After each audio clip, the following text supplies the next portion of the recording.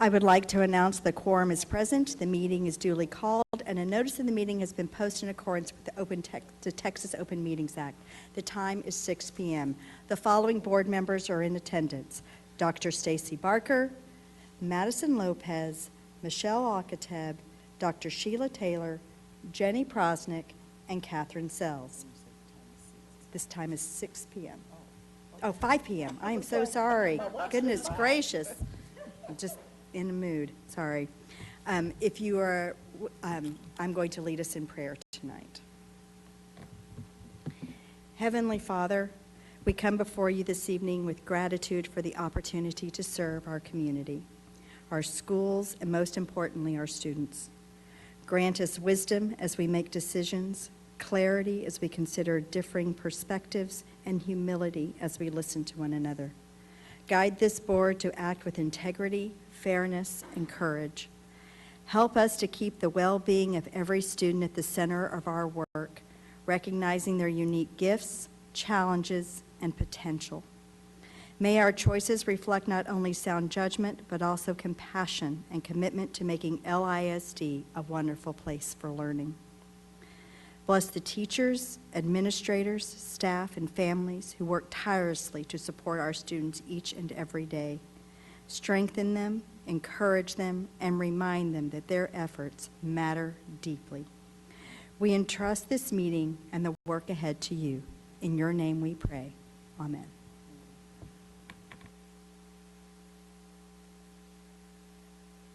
We will now convene into closed session as authorized by Texas Government Code Section 551, specifically 551.071, 074, and 0821. And the time is now 5:02 p.m. Having returned from closed session, and the time is 6:17 p.m. I'd like to note for the record that Ms. Lasan joined us in closed session at 5:43 p.m. Please join us in reciting the Pledge of Allegiance and the Texas Pledge. I pledge allegiance to the flag of the United States of America and to the republic for which it stands, one nation, under God, indivisible, with liberty and justice for all. Honor the Texas flag.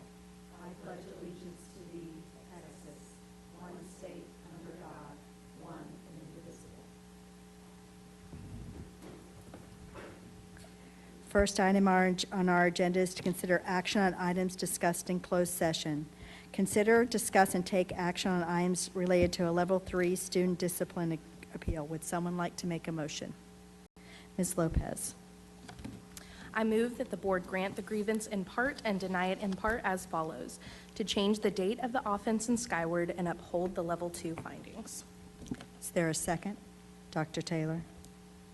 All those in favor? And that is 6-0 with Ms. Lasan abstaining. Next is to consider and take possible action to propose termination of Jin Cheng's probationary contract. Would someone like to make a motion? Ms. Sells. I move that the board propose the termination of Jing Chen's probationary contract as recommended by administration and authorize administration to provide the appropriate notice. Is there a second? Any discussion? All those in favor? And that vote is 7-0. Vote carries. Next is to consider and take possible action to propose non-renewal of Chris Smith's term contract. Would someone like to make a motion? Ms. Alcateb. I move that the board propose the non-renewal of Chris Smith's term contract as recommended by administration and authorize administration to provide the required notice. Is there a second? Ms. Lasan? All those in favor? That vote is unanimous and carries 7-0.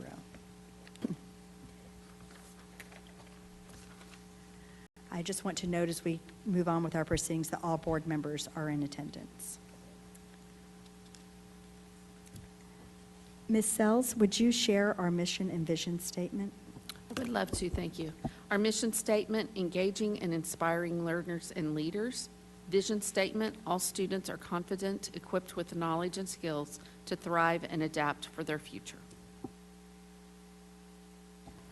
Thank you, Ms. Sells. Public comments are next on the agenda. Those who wish to speak at board meetings often expect a dialogue with the Board of Trustees. However, in accordance with Texas law, the board is not able to respond directly to comments or questions posed by speakers. Texas law also does not allow the board to discuss or take action in any issue presented during public forum unless the item has already been posted for action on the meeting agenda.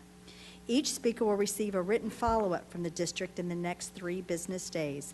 The board and district administration welcomes and values the feedback shared during this time of the meeting, and we are grateful for the continued partnership between LISD and the families and the communities that we serve. Lewisville ISD stakeholders, meaning current students, parents, employees, and residents of Lewisville ISD, will have up to 3 minutes for their presentation. First up is Ashley Trimble.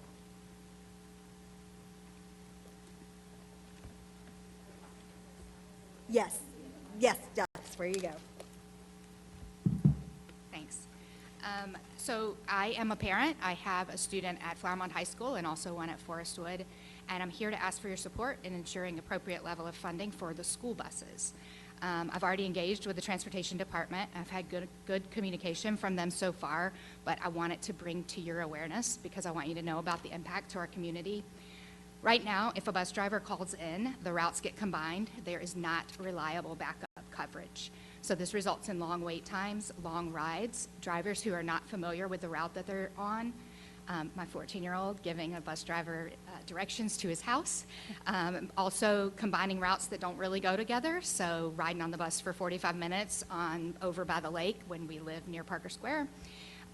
It's delays getting to class in the morning. For my son, it means he's missing half of his AP class, which is his first class of the day, repeatedly. It's parents scrambling to figure out how to make sure their kid's at school. I'm in downtown Fort Worth. My husband's in Richardson, and we're texting with our child about, did you get the bus? We're calling the Transportation Department asking, can you go back to my neighborhood and get my kid? All students don't have the same accessibility to transportation, and so I think it creates an equitability issue, an access issue. There are probably students who don't go to school because of it. It affects attendance. There are probably students, my son, one of them, who chooses to walk farther than he should. In the afternoon, he waits for his bus, and if his bus isn't there and he's going to have to be on an alternate route, then he's texting me, Mom, can I walk? Hey, can I go to the library? Hey, can I walk to Mooya? Come and pick me up instead. So my husband and I are rushing out of work, worried about where is our son. I know we're not the only ones because my daughter has a similar bus issue, but in her case, it's usually other people joining her instead of where in my son's case, he has to get on some other bus. I think transportation is access to education. The current situation disproportionately affects families who don't have the resources and don't have a parent at home to get their kid to school. I know attendance matters because I hear that from you all and I hear that in the communication that comes out. So I want you to see in the community how transportation is an attendance issue. What I'm asking you for is to prioritize funding for a dedicated pool of backup drivers. I don't know for sure that money is the issue, but if money is the issue, this is the place. So I want y'all to hear it, that this matters to the students and to the parents. Paid on-call drivers, incentives for subs, or retention pay to ensure coverage. I don't know if it's a logistics issue where we figure out a better plan for what the backup, how the backup happens, or if it's actually a staffing and resource issue, if it's people resources or if it's cash resources, whatever that is. I'm asking you that when those topics are in front of you, know that there are people like me out there trying to get my kid to school every day. That's it. Thank you. Thank you, Ms. Trimble. David Schreiner.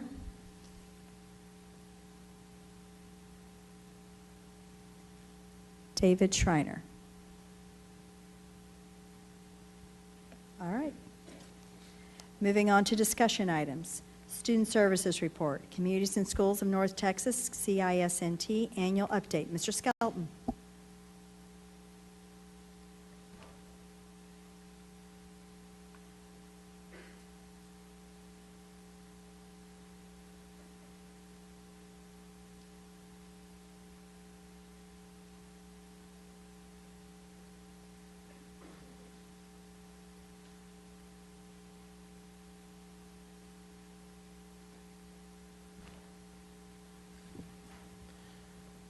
Okay, well, good evening, everyone. Madam President and Board, and Dr. Rabb, thank you so much for the opportunity to present our annual Communities and Schools update, and I will at this time turn it over to Tasha Moore. Good evening. Thank you for letting me come and give you an update about the programs that are happening in your schools. Okay, so I know a lot of you are familiar with our mission, but I just want to share it one more time. It's to surround students with a community of support, empower them to stay in school and achieve in life. And we accomplish that mission through our model of integrated student supports. And so what that looks like is the whole school has goals, whether it's academic, attendance, behavior, parent engagement, and we are working to address those whole school services and supports so the school's goals and outcomes improve. We do that not only through supports that any student on campus can receive, but also supports for students who would be considered at risk according to TEA's guidelines. And those students receive individualized one-on-one support as well as group support. And they'll receive those services through our daytime case management programs as well as our after-school programming. So last school year, we provided over 72,000 services school-wide, whether that is access to a nutrition hub, a referral, clothing, hygiene, participating in college and career events. Those are those services for the whole school. Additionally, there were 1,999 students that received case management services. Those students received over 47,000 hours of case management services. And so that roughly equates to anywhere from about 28 to 32 hours per student that was receiving case management services, on top of what they are already receiving from their teachers in instruction and additional academic support and their counselors. Those students, again, are also considered to be at risk according to TEA's guidelines. Additionally, for the 4 campuses in LISD that participate in our ACE after-school program, 421 students received after-school services, which means from the minute the school day ends to about 6 o'clock or 6:30, depending on elementary or middle school, those students are receiving not only enrichment and academic support, but high-impact tutoring, a snack, and a meal through our partnership with Airmark, and then also free transportation home so that when they wrap up their day, homework is done, they are well fed and cared for so they can go home and be with their family and spend time with family without having to worry about everything else.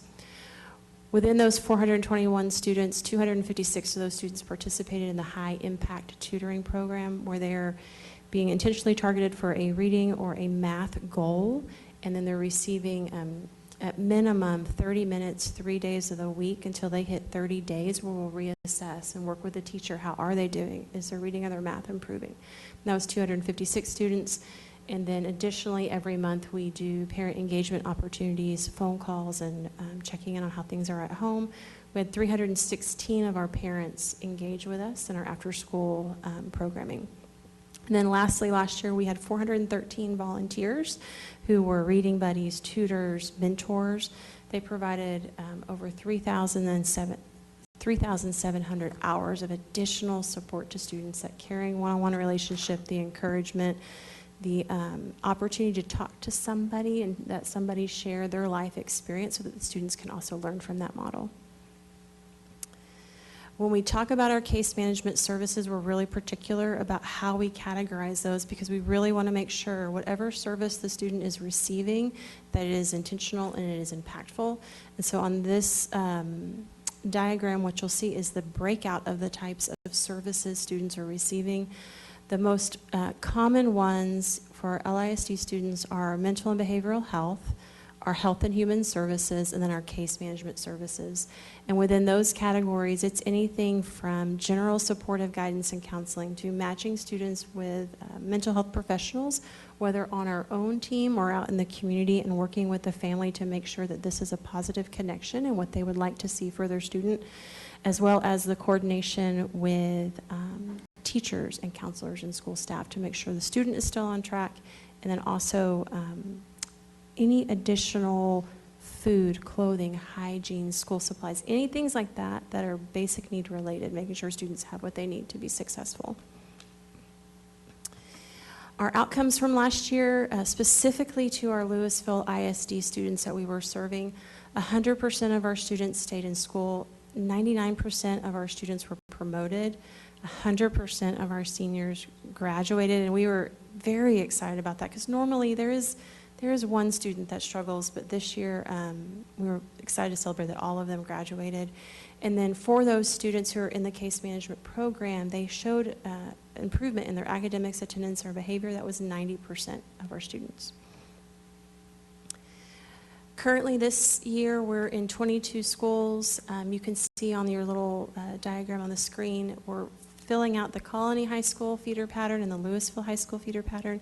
Those schools that are highlighted in orange are the schools that participate in our ACE after-school program.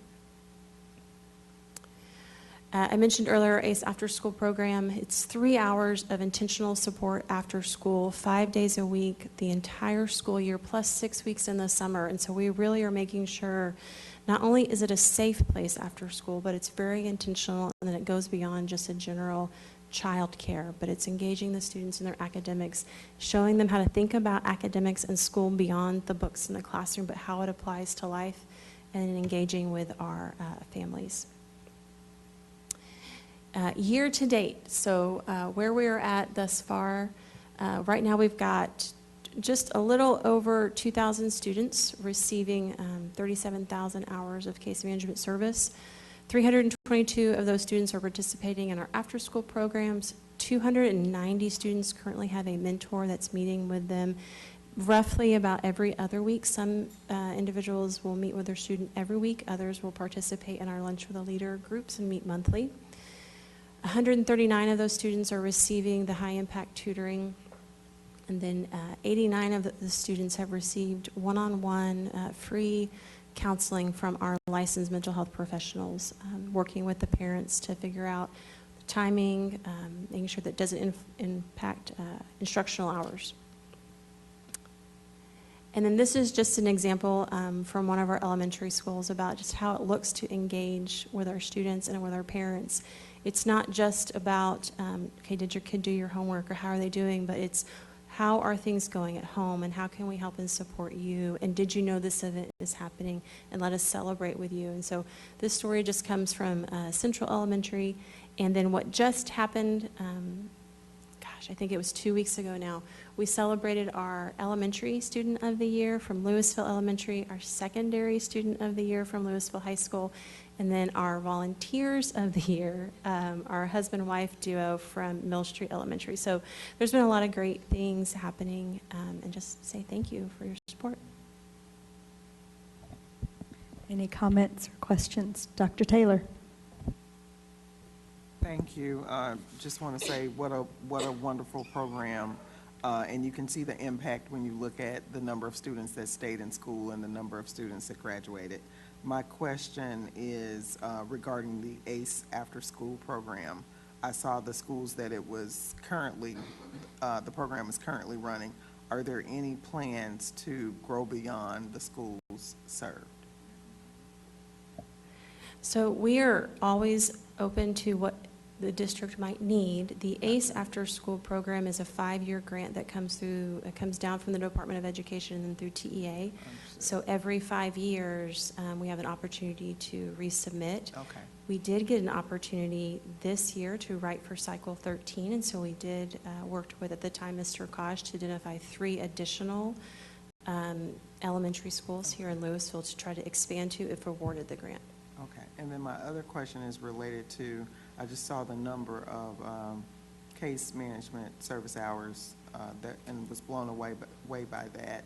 And then I saw the numbers regarding academic support being lower, a lot lower, and was wondering why, I guess, that is. Yep.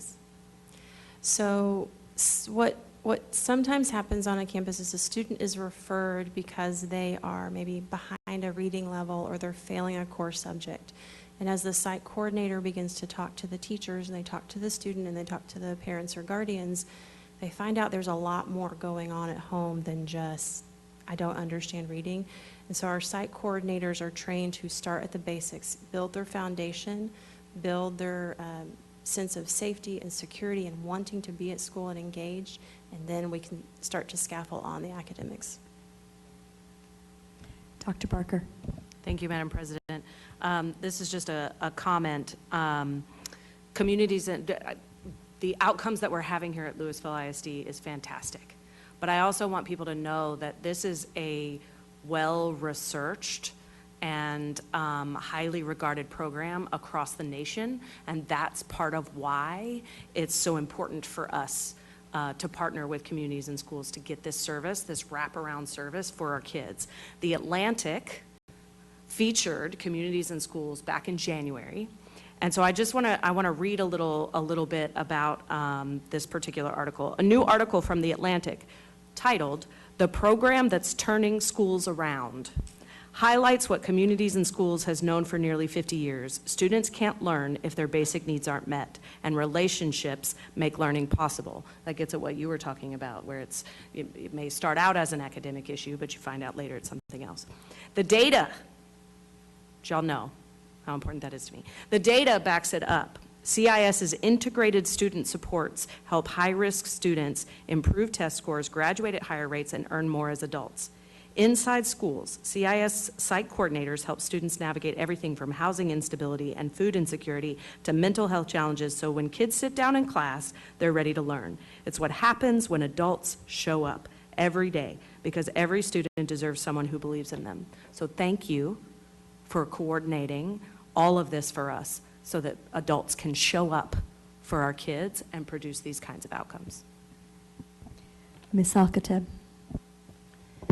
I want to start off by ditto. I mean, that's an amazing article because it is a phenomenal wraparound program that we offer to our students and to our families, because you also see the benefits of the siblings and the parents and the whole family. Even though we mentor maybe the one child, we're still impacting that entire family by attending those events, having those conversations, watching this child grow. I've been a part of CISNT way before I even joined this board, because I know that the impact is important for those students to have an advocate, to have someone on their side, to be able to mentor them, talk with them, and just be that connector. And so thank you for providing that wraparound service to our students. I wish and hope and pray that we can get more people involved to help these students, because it really, truly is a benefit, and it's exciting to see. Met with mine today. I mean, it's just, the impact is just so memorable. I get more out of it, I think, than she does. I really, truly do believe that. Quick question about the ACE program, because I know we also offer it in the summer. About how many students participate in that? So in the summer, our first step is to ask all of our current participating families, do you need summer support? And then we will typically staff for about 45 students. So as we're getting the yes I do, no I don't type of thing, we're prepared for 45. If we find out through that process that we only need 30 here, but we need 60 here, we'll shift our staffing. But we start out at 45, and then we try to build based on what we know is coming. We also reserve some spots for students who just have never been in the program, and we rely a lot on teachers to say, this student is ending the year in a hard place. Can we get them in the summer? And that way we're ready to bring them back when school starts. So we reserve about 15 spots for that. And then again, if we need to shift those numbers around, we will. Okay, thank you. And this question might be more for administration, I don't know. I've heard that we have some central staff members or some people more here in this local business right here who are wanting to get out and mentor, but they're more hourly staff, so they don't have that capability of taking that lunch time or this and that. What could we do to help, or availability that they would have in order to help impact CISNT, but also making sure that the staff who wants to participate is able? Yeah, thank you, Ms. Alcative. I would need to ultimately work with our HR team on that request, because if we do anything that's going to cause their time to run into overtime, we'll end up needing to pay that overtime. We're legally obligated to do that.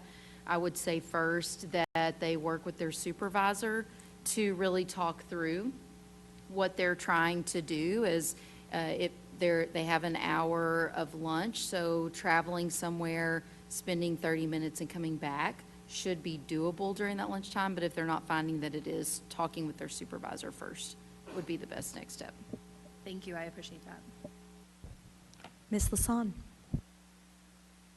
Yes, thank you. Thank you for being here today, Ms. Moore. So I have been at Lewisville Elementary for the past 2 years, and it's just so great. And I guess I just wanted to take this opportunity to really encourage people to sign. It's kind of too late for this year, but not too late for next year. You know, it takes 30 minutes. I go about once a week, and it takes 30 minutes, but I think y'all take once a month, you know. But I really, really highly encourage people to do this. Even if you think you don't have time, it's so worth it. I mean, I'm so emotionally invested in my little child. I mean, you know, it's just, it's so great. And then I would also, you know, encourage community groups to think about adopting schools. We have, like, for instance, Treach has adopted Lewisville Elementary. They have kind of become their PTA, not exactly, but, you know, they, there's probably, wouldn't you say probably 25 or so mentors at Lewisville Elementary that are just from Treach? And so it ends up being, you know, but any church, you know, this is one thing that, you know, Dr. Rapp, you say a lot about, that we cannot do this alone. This is a prime example of this, and you guys are already providing a vehicle for it. You know, we just need people to get on board and, you know, put some time into these kids. And, you know, it's the stories that some of them experience just are so sad, you know. But there are adults around who can help, and so you just have to make the time, a little bit of time and a little bit of effort. So, anyway, but thanks for what you and your team do. Ms. Sells? I just have to say something since everyone else has, but I've been involved over a decade, and long before I too sat on this board. And I will tell you, there's also a benefit, because I have been involved with the Lunch with the Leader program now twice, and there is a sisterhood of us women who we can grow from each other, even in ways of mentoring our girls. And it has been, like you said, a true blessing. And every time I go in there, I know that what they have experienced sometimes isn't what my kids have experienced, and that's in their past. And I always tell them that the future is hope, and that I'm going to be there with them. And even though I tried to go with one on this year and it didn't work out, I still have one somewhere else now also. But it is, you walk away from there, I walk away out of there every time thinking they just brought so much joy to my life. And it's, when you think about it, Lunch with a Leader is 1 hour a month. 1 hour a month. And you cannot even imagine the blessings that you receive. These girls are hilarious. They are insightful. They tell me things, they teach me things, sometimes not things I want to know, but they do, they try to teach us things and stuff. But it is just so much fun, and it's not that we just go in there and we goof off the whole time. In the Lunch with a Leader program, we actually, each of our mentors, take a subject every month, and we share with the girls, and we go through some activity to teach them a life skill of mapping their goals, or moving through a communications ladder, or whatever it is. So I'm always sitting there and thinking, I didn't know that. But it's always so much fun, and they bring so much to the table. And so I just wanted to say thank you for giving me the opportunity to have a pathway to do what we do.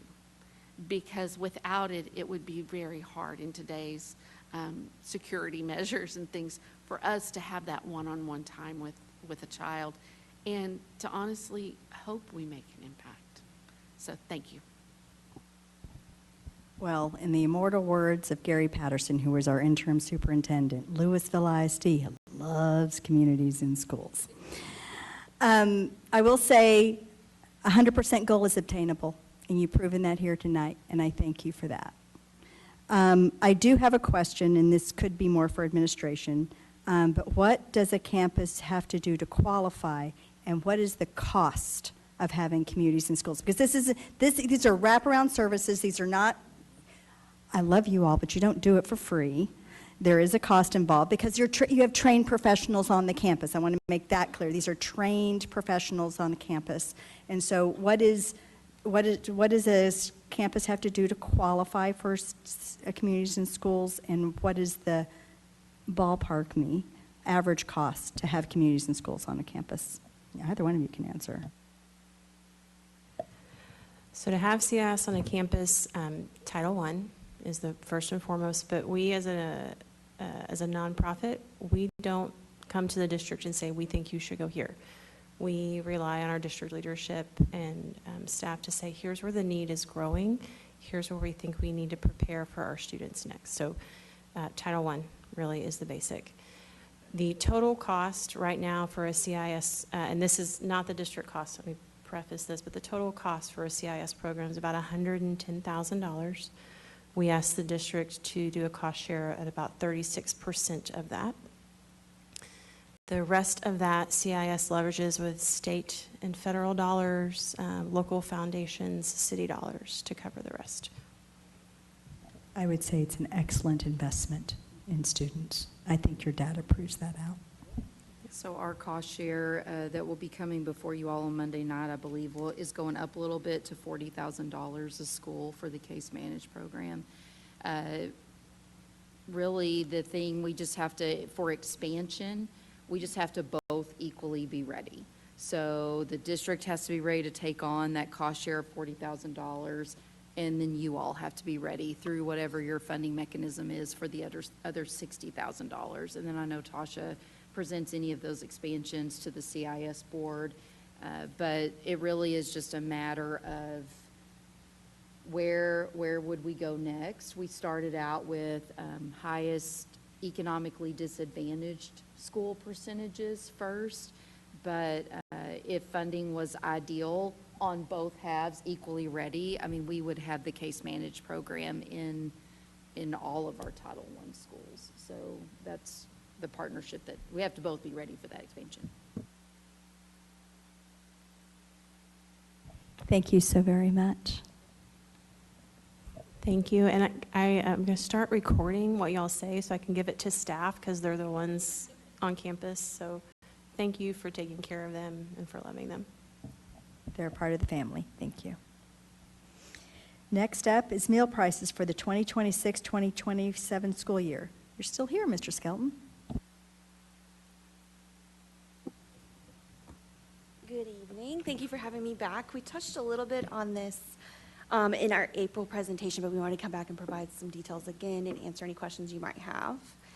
To jog your memory a little bit, during the 23-24 and 24-25 school years, we did take advantage of a USDA exemption, which helped us to hold our meal prices steady for those couple of years, and we were able to do that because of a positive fund balance in the 240 fund. This year, 25-26, we increased prices by 30 cents to move back toward that required pricing level by USDA through their tools that we're required to use. Even with that adjustment, this year our prices do remain below those of neighboring districts across all of our pricing categories. The federal pricing guidelines now require at least a 10-cent increase to our lunch prices. And of course, that only requires that for lunch, but with required costs, we want to go ahead and consider where we're at with breakfast and adult pricing as well. So with that, we do recommend increasing all of the meal prices by 10 cents to continue closing the gap with the requirements, align with our neighboring districts, and also keep up with the ever-increasing costs that we can't seem to escape. Any questions? Are there any comments, questions, Ms. Alcatab? I just have one quick question. It has nothing to do with the 10-cent increase. But it kind of has a little bit to do with the conversation that we had. And one of the questions that I know myself and I think a few others proposed was about the Angel program or helping supplant students who were not able to pay their fund balances. I just want you to know, I have seen the communications going out from the district. It is out there. People are hearing about it. People are following up with it. It's becoming shared in different networks and different groups. And so I really appreciate the awareness that, you know, us asking you, giving the information, and the district's communications of sharing that, because now we have students who don't have to worry about this 10-cent increase or whatever it is, and that makes my heart happy. I got goosebumps. Wonderful. Good to hear. And with Dr. Rapp's information last month is out there too. So thank you for helping share that. Dr. Taylor? I feel like this question was answered before, and this may be more more for staff, and I'm trying to remember the name of the program that allows for the assistance in the lunchroom for the lunchroom monitors. We still have enough funding for that? We do. Okay. Mhm. All right. Yeah, we'll be comfortable with that into next year. Are there any other comments or questions? Thank you so much. Thank you. Next up is the transportation update.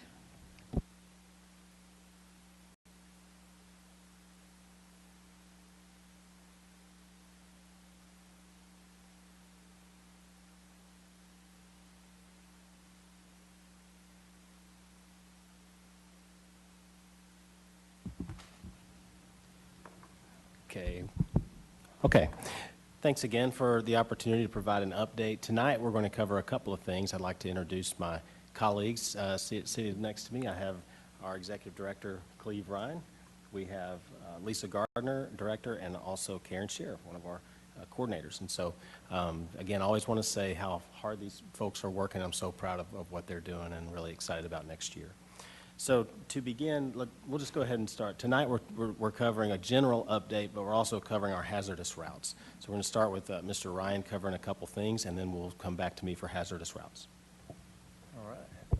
Good evening, President Prosnick, School Board, and Dr. Rapp.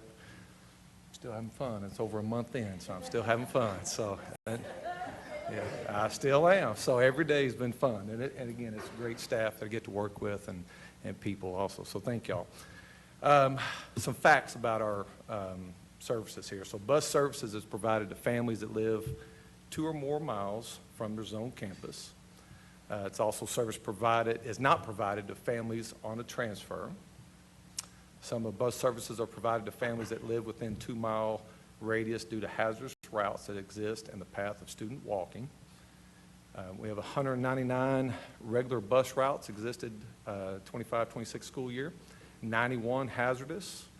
91 hazardous routes will also exist for next school year. And then for 26-27, some elementary hazardous routes have changed in school names just due to the retirement of schools. Okay, so back to me for hazardous routes. Okay, so I've looked at our presentation for this and thought about how I could communicate about this. First of all, I want to skip to the end, and that is to say that given where we are right now, just as a team in transportation, we are not recommending any changes for next year. We are planning on keeping all of our hazardous routes in place. Now, long term, we know, our goal being to continue to refine our processes and look for opportunities to operate, efficiently and also just continue to build our systems and procedures, so to provide a consistent customer service experience for our families. And so part of us not starting next year with any changes is really just continuing to build trust with the families that we serve. And so I want to start with that, but also go through some of the pieces with hazardous routes. As I looked through this presentation, this is since this is the same as last year, we kept it the same just so you would have it. And you have seen it more than I have probably, but just in case, it took me a minute to figure out how this was organized. And so it goes high schools, then middle schools, then elementary, and it's by their campus number. And so that's how that's organized in your presentation.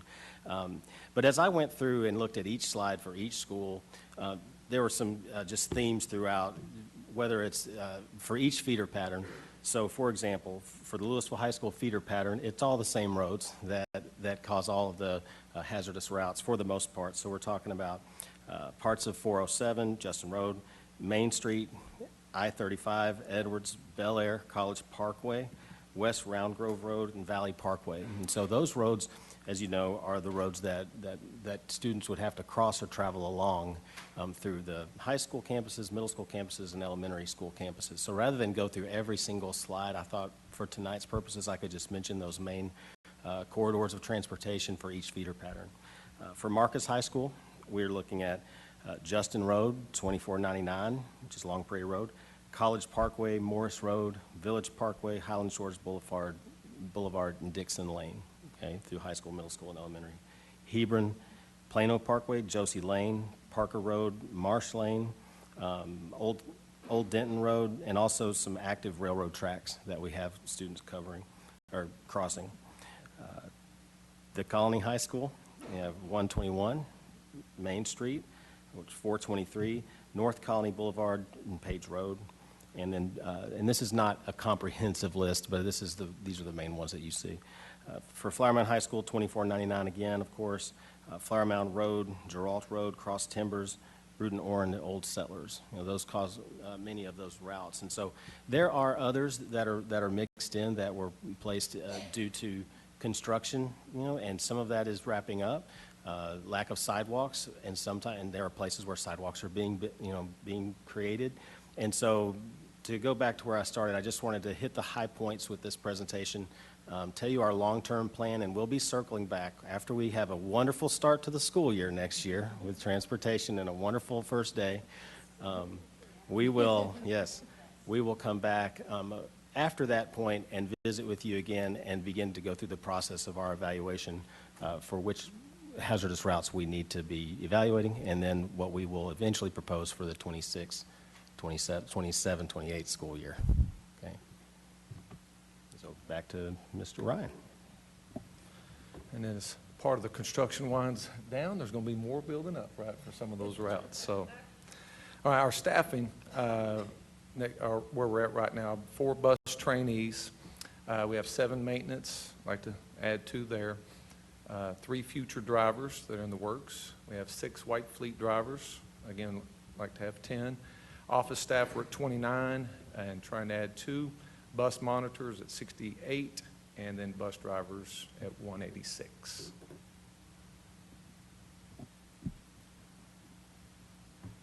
Good evening, Dr. Rapp, Madam President, and board members. LISD busing by numbers.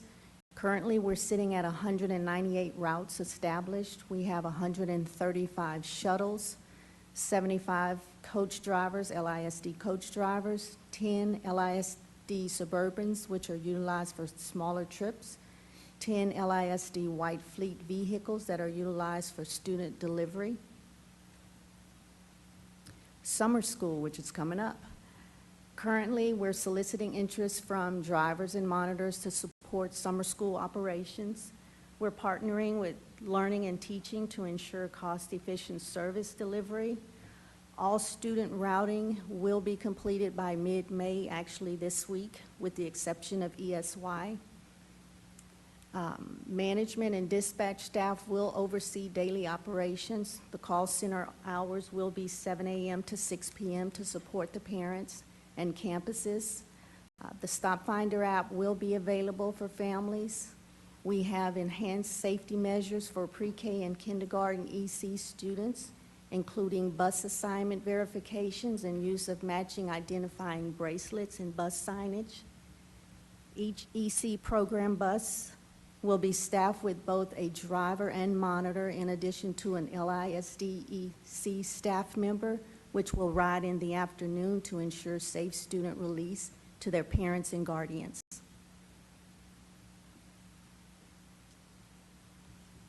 Good evening. And ever driven, we still are growing in that area and adding routes even as we come into the last 3 weeks of school. We are up +4 at this point with 120 riders. Still, obviously, the majority are McKinney-Bento, and then there are 28 special ed and 4 gen ed. All right, and then looking ahead, there's a lot of things, again, to make sure we do have a great start of the school year. The transition of routing services in-house and improving that, that's going to be exciting. It's going to be a lot of work, but it's looking ahead to that. It's going to be is a good thing. Implement our RFID badge program in the fall of the 26-27 school year, beginning with elementary pilot to enhance student tracking, safety, route accountability, expansion to the middle and high school students later in the school year. Launch targeted summer recruitment campaigns for drivers, monitors, trainees using online platforms, job fairs, community partnerships. Provide mandatory training for all drivers, monitors, focus on safety, emergency procedures, and defensive driving. And then this part here too is strengthen collaboration with campus administrators, reinforce student behavior, expectations, and equip drivers, monitors with effective bus management strategies to reduce behavior incidents. So, and that is it. Are there any comments or questions? Dr. Barker. Thank you, Madam President. I was actually having a conversation with a couple of coaches about drivers, because I know that takes the burden off of having additional drivers, right? If a coach can drive their own bus and be able to go to away games or whatever it is. It also helps the coach because they can have a bus exactly when they need a bus, right? But some of the barriers that I've heard about coaches getting driver's licenses, the cost and the time. So I was curious if we have any sort of reimbursement program for getting that, and also if there might be a way to have some alternative pathways for the time of training. I don't know if they could be excused from other kinds of training to get this kind of training. So I'm tossing this out here as some sort of thinking about how do we remove those barriers of cost and time so that more of our coaches might be incentivized, because they don't get a lot of incentive for just the time of driving the bus, right? But I mean, they know that there's some extra incentive in terms of time and in terms of their own flexibility. But these barriers, if we could find a way around that, I think we might get more coach drivers. I would agree. We are partnering with the athletic department. We've spoken with Christy Lyles and her team, and we're trying to minimize the summer for the coach drivers, to get them in and to be able to do some of the modules online at home. So that's a start. Ms. Sells? I just wanted to tell Dr. Barker that we do have a district here in Texas where their trustees receive their CDLs. So if you're up, I'm sure that they would join, that they'd be happy for you to join a class. I do know some band parents that have their CDLs because they drive. Because they drive all the equipment down. Maybe we can see. Here's the problem: is that water polo and band are at the same time, so I can't leverage them. But I don't know if they want me driving the bus. We're exploring all options. I just wanted to make sure you were aware of that. Thanks to Thrall ISD. I would be very careful of all options on the table. That's what I would say. Dr. Taylor. Yes, don't include me in your all options. I don't like driving my car enough to drive a bus. I did have a question about the backup routes process. I feel like you've explained that, and maybe I just don't remember how that works. Backup as far as the double routes? Is if somebody's not available and how that switches around maybe to another driver? So what happens is if there's an absence, we, based on the geographical area of the school, we do have drivers that will step in and carry those double routes, and sometimes here lately triple routes. But we try to keep the driver that's stepping in aligned to the school zone that they're already driving for. Gotcha. Does that make? Yes. Thank you. Ms. Sells.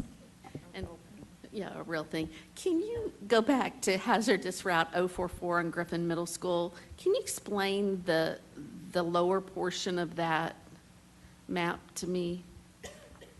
And 044? Yes, just a second. 044.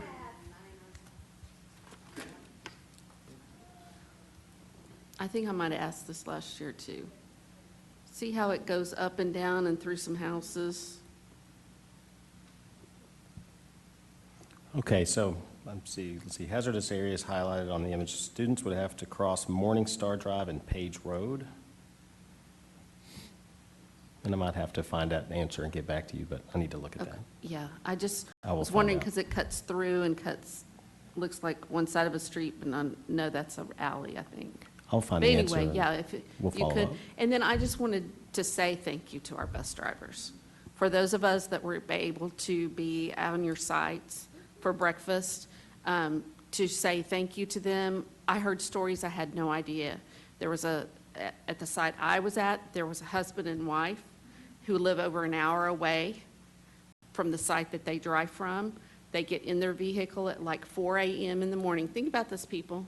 4 a.m. in the morning, and she gets on a hot spot to start recruiting substitute drivers for those mornings for the call-outs that have already taken place. She works in their vehicle for that hour using a hotspot to make sure that by the time they get to the offices, that they have a plan in place. And let me tell you, that is so appreciated. And there aren't enough breakfasts in the world for us to provide for them to say thank you. So please let them know how in awe we are of the stories we heard those mornings. Absolutely, thank you. Ms. Alcatab? I'm sure this has been asked before, because I know we talked about substitute teachers and how we've taken that in-house and we have like a pool of people. Is there like a cohort of substitute bus drivers in the area? I mean, I know most don't take it in-house like us because, you know, we're LISD and that's how we are. But is there like a cohort that we can kind of work with others to get substitutes on call? Just curious. That We'll is look into definitely that. something we're Yeah, we'll looking find- into as far as advertising and a job category, because now I don't think, we have sub-drivers, but they're limited. You know, we need those sub-drivers that want to be true sub-drivers, like a substitute teacher, where we just call, you're on call, and they're available, same with field trips. So that is one of our goals this summer. One of the things I would say, just, you know, as I think about a couple of the districts off the top of my head that do their transportation in-house, Plano, Richardson, come to mind very quickly. I would say that I consistently, across all of us, bus drivers, whether it be full-time staff or substitutes, are a challenge. It is. And I appreciate board, you know, you really committed a very competitive rate of pay for our drivers and staff right out of the gate. You also supported us in incentives in the fall in order to address some things. So, you know, I do want to say that at this time on the record as well. I would say, you know, a couple of things that while, and I know I shared this in my update, we will come back with the year in review in June as we really dig into that absence data, really taking a look at what's planned, what's not planned. We run into, you know, some situations when it comes to staff maybe being on leave for different reasons that were out of our control, that were extended absences, right? So we will come back to y'all with that data, which I think will be helpful in terms of coming up with, like, how do we address this? But you know, we'll continue to look at all of our options with substitutes. But these are challenges that are not unique to us. The coaches and driving has been a conversation even since Dr. Rogers was superintendent, when we were with First Student and then in the transition to Texas Central. There were all kinds of conversations about how do we get more coaches to be drivers, even dating back to that time. And it is a challenge because coaches' time is accounted for in more hours than what there is in a day, no doubt about it. But if there are other alternative ways to help them get that easily, we'll do that.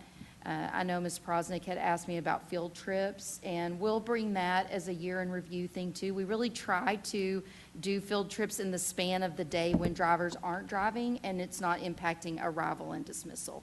Now, whether you're accomplishing that every single day or not is something that we've been talking about as a team, but in that year in review presentation, we'll definitely hit some of those lessons learned, and then what do we do moving forward.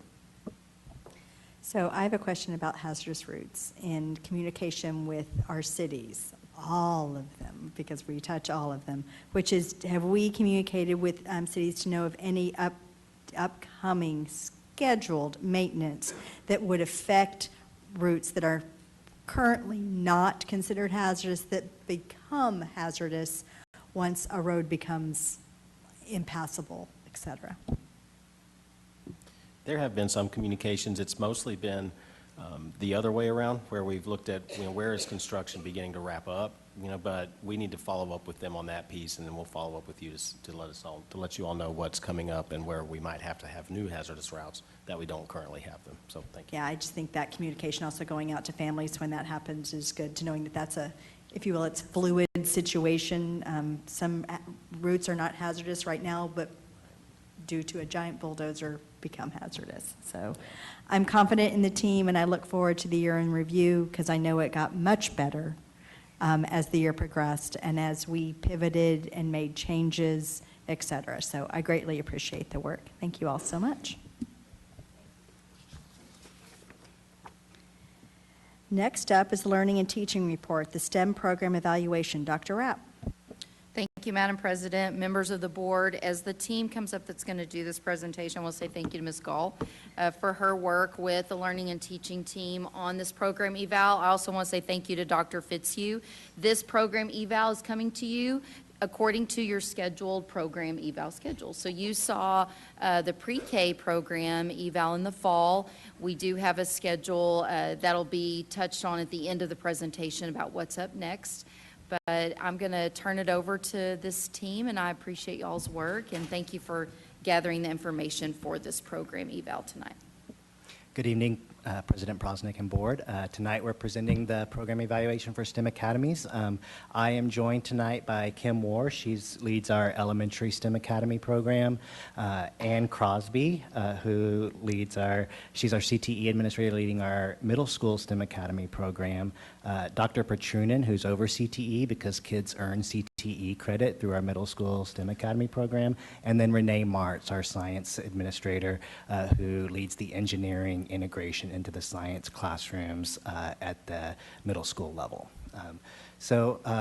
Our agenda tonight, we're going to go over the program history, the enrollment and participation we've seen in our STEM Academy program through the years, and then some data that's been collected about both our elementary and secondary program, and then some findings as we analyze that data, and then some recommendations we're making for the future of this program.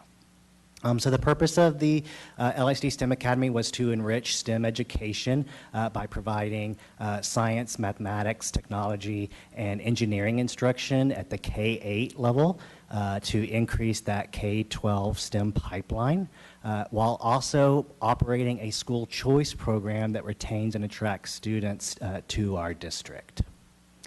So we opened this program in 2018 at Donald Elementary, and by 2024 we had 5 elementary STEM Academy programs, 1 in each of our 5 high school feeder patterns, and then 5 middle school STEM Academy programs, 1 in each of our 5 high school feeder patterns as well. The investment in this program had an impact on our entire district. So investing in these curriculum programs allowed us to expand STEM offerings at every campus in our district. And so we now have STEM specials programs. We have the Wonder Wagon that goes to elementary schools that don't have a STEM specials program. And then the new Science Teaks integrate engineering into every science classroom, not just at our STEM Academy programs. So this STEM Academy program really set us up for success in implementing STEM education across our entire district. So we're going to start with what our elementary STEM Academy program looks like. Our STEM Academy is really a STEM plus philosophy, integrating not just science, technology, engineering, and math, but arts and PE and physical education and music, because all of those things make a well-rounded student. In elementary, we do add engineering into the school day for every student. We do content integration with science, math, and language arts in their engineering time. We add a computer science rotation where they do robotics and computer programming. And then all of the activities they do are project-based activities that have a real-world career connection to them. Okay, now it's for me.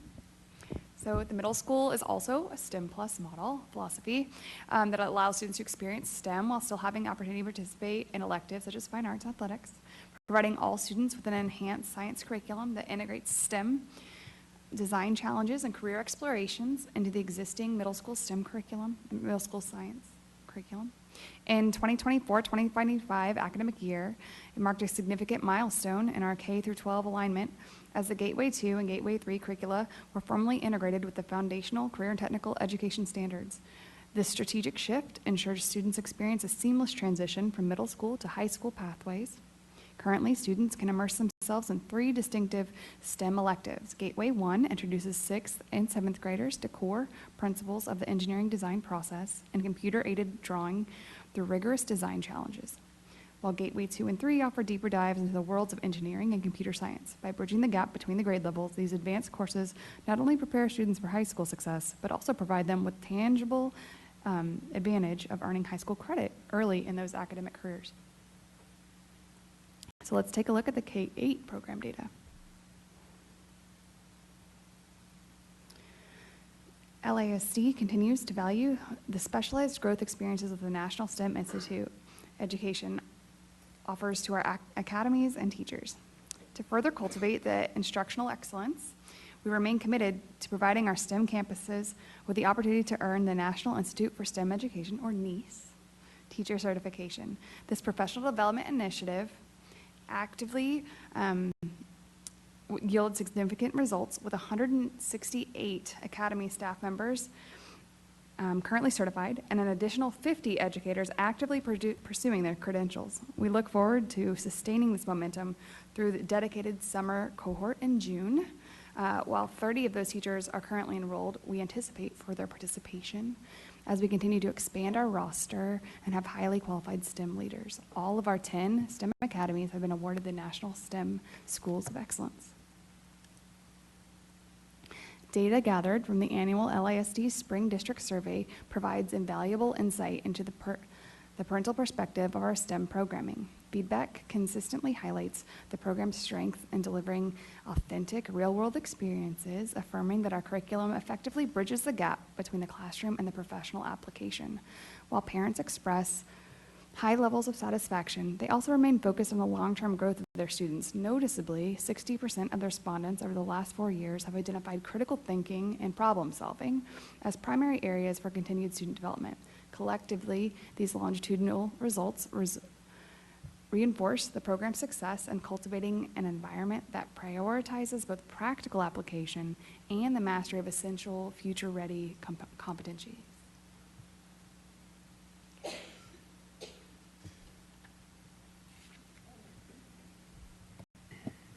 Elementary data is collected annually to evaluate our progress within our STEM academies. So students attend the STEM Academy if they're zoned for the STEM Academy. In-district and out-of-district students can transfer. Families can apply for a transfer, and they will attend a parent meeting if the randomization selection takes place, if applications exceed the number of open seats, and they are all selected based on our LISD transfer guidelines. We communicate with our community every year. We send out marketing materials and postcards, and we hold several parent information sessions for the elementary school STEM Academy. This looks at our enrollment over the last 5 years. You can see a steady increase as more and more students are being served each year through this program. This data is based on our locally developed continuum. It's a growth scale similar to reading levels that measures the student performance in all 6 of the engineering design process skills. Teachers use a rubric to score the students twice per year, one at the beginning of the year, one at the end of the year. All scoring is tracked in the AWARE program, and it is monitored for student growth. The data represented shows the percentage of students mastering the skill at the locally determined grade level standard on the end of the year assessment of 2025. You'll see a clear divide between the K2 and the 3-5 skills. The skills become significantly more complex in 3rd, 4th, and 5th grade, including more critical thinking, student independence in engineering, and even the use of more advanced building materials and tools. We survey the students every May as well, seeking their feedback. Specifically, working on a team has positively increased each year. And then for the elementary findings and recommendations, so there will be 25 elementary classroom teachers at the STEM academies that will need certification in the 26-27 school year. Therefore, we're starting another cohort in June and continuing to offer work sessions and coaching support to all staff members earning their certificate. The student learning data on the engineering design process continuum shows a distinct difference in proficiency between the primary and intermediate grades. The last teacher calibration on the engineering design process continuum was held in 2024, and new engineering teachers have joined our academies each year. Therefore, upcoming professional learning will target the gradual release method following a structured withdrawal of assistance, moving from modeling in the early grades to more students gaining engineering independence by grade 5. Our teacher calibration sessions will be scheduled as part of the curriculum previews that we hold 3 times per year. Lastly, the K through 5 engineering lessons focus on ties to industry professionals, exposure to STEM careers, and so we have now collaborated with LISD strategic partnerships to have an in-house database of industry experts in our local community through the district resource that we already have, the Volley system. We are creating roles for professionals to support our STEM classrooms like feedback friends, project partners, and career guest speakers.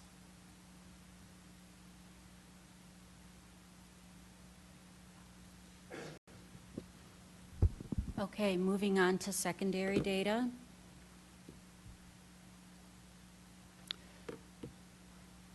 Middle school STEM academies do not use the application process such as the one that elementary uses. All students not currently zoned for a middle school STEM campus can use the LISD open transfer window, and as long as the campus has capacity, they will be enrolled. The same thing with out-of-district transfers. They follow the general process for out-of-district transfers. We communicate with our community by sending out LISD marketing materials, same as elementary. We do schedule several parent virtual meetings during that transfer window time, and then we also have 5th grade visits to our STEM campuses.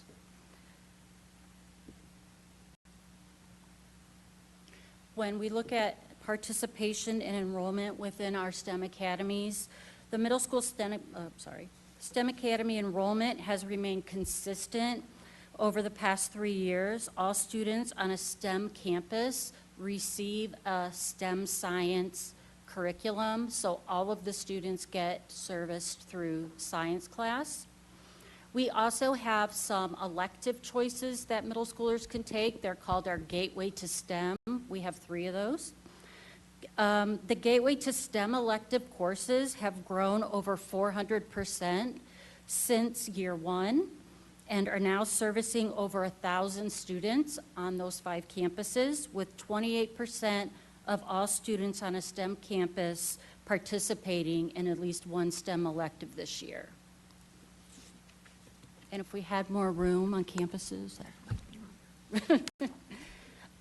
we continue to offer high school credit for Gateway 2 and Gateway 3 with 660 students currently enrolled.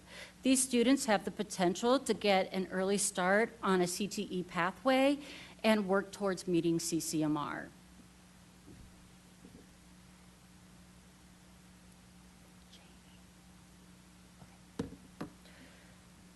The end of year student survey shows that a strong majority of students feel comfortable in their ability to lead others and work towards a shared goal, reflecting a high level of self-efficacy and leadership.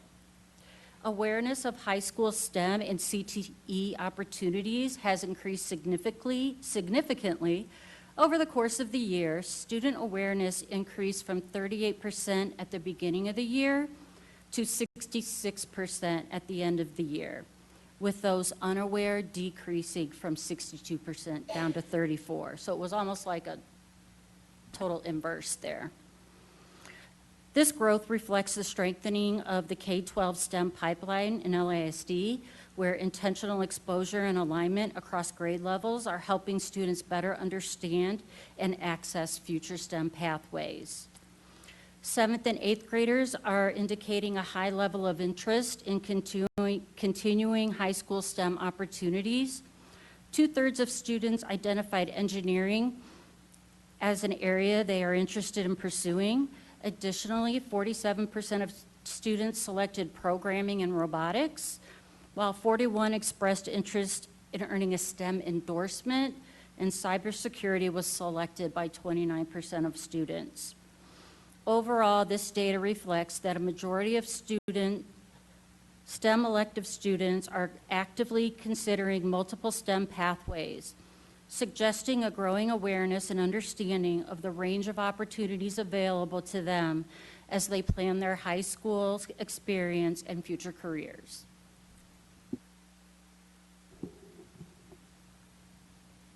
Okay, so what this means overall, what we're seeing for secondary is one of our findings is regular monitoring of program data is essential to ensuring program effectiveness and long-term success. So in order to accurately be able to evaluate the impact of the STEM implementation on student learning, there's a need for consistent quantitative measures. And so a recommendation is to identify common STEM design challenges for progress monitoring and systematically record results within the data system.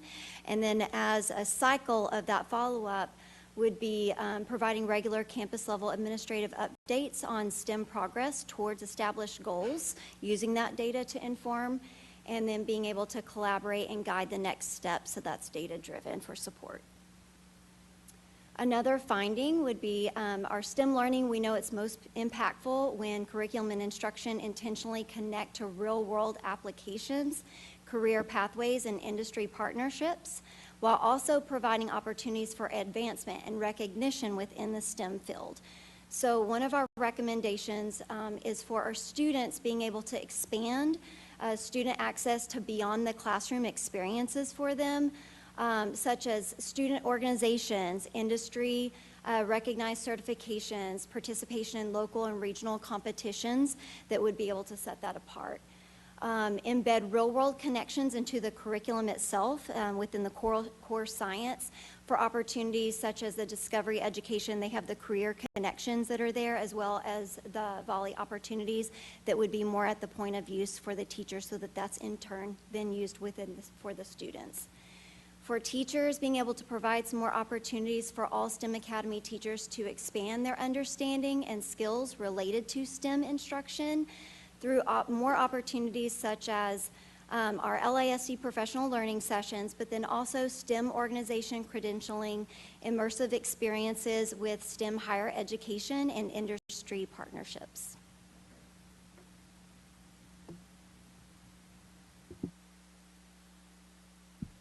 So in summary, our STEM Academy student participation has increased at both elementary and secondary campuses over the last 5 years.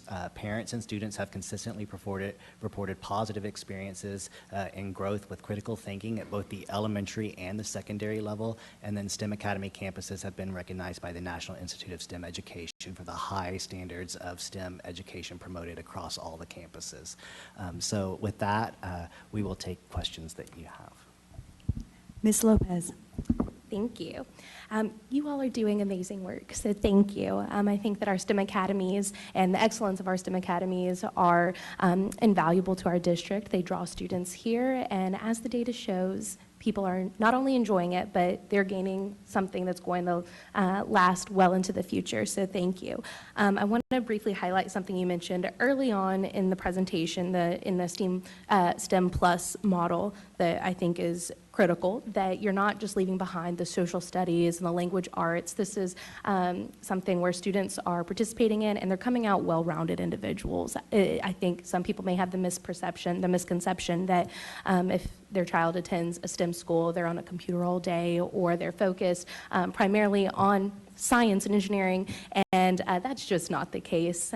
So I think that we do an excellent job of incorporating this into all core subject areas, and we're not leaving the arts and creativity behind. In fact, engineering requires so much creativity. And related to that, I just wanted to mention briefly that I think that there are two growing schools of thought when it comes to STEM and in a world of AI, where some people might think that because we are in this world of AI, every child needs to know how to code, how to do anything related to a computer, and the other side says, well, all of these jobs in the future are going to be eaten up by AI. They're no longer going to exist. AI is going to do everything. So we don't need our students to focus on this. We need our students to focus on the liberal arts and the creative arts. And I think that we've found a very good balance, and our work is necessary. We're doing good things here where yes, AI is here and it's going to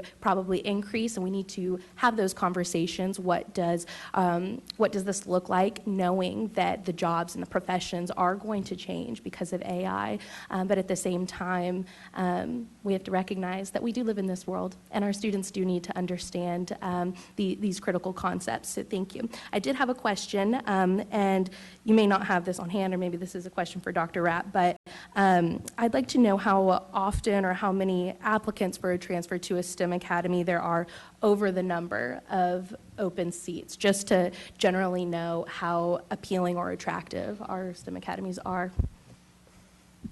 Yeah, so we typically fill about 90% of our applications. So every application that we receive, we review for our transfer criteria, which the transfer criteria is, do they have good attendance, 90% attendance or better, including absences and tardies? Do they have behavior offenses, no more than 3 behavior offenses, and then grades, passing their classes. And so that's the general transfer criteria that we use for any transfer within our district. We typically receive about 300 applications per year, and we place about 90% of our students. Okay, that's great. And one last question. Do we keep post-grad data on like the students that went through these STEM academies and if they're pursuing STEM professions? We have not done that at this point. This is year 5 for us, so we're just getting there. We are starting to look at the amount of STEM students who pursue a STEM pathway through high school, so we're starting to look at how can we collect those reports and see. I can tell you that there was a student who got a perfect score on their certification test at Career Center, and he was a STEM student, so that made me happy. So they are out there. Great, thank you so much. Dr. Barker. Thank you, Madam President. I love our STEM programs. I think they are phenomenal. I think we are a model for many other districts to follow. I love that we have strong perception and participation data, but I'm curious about impact data.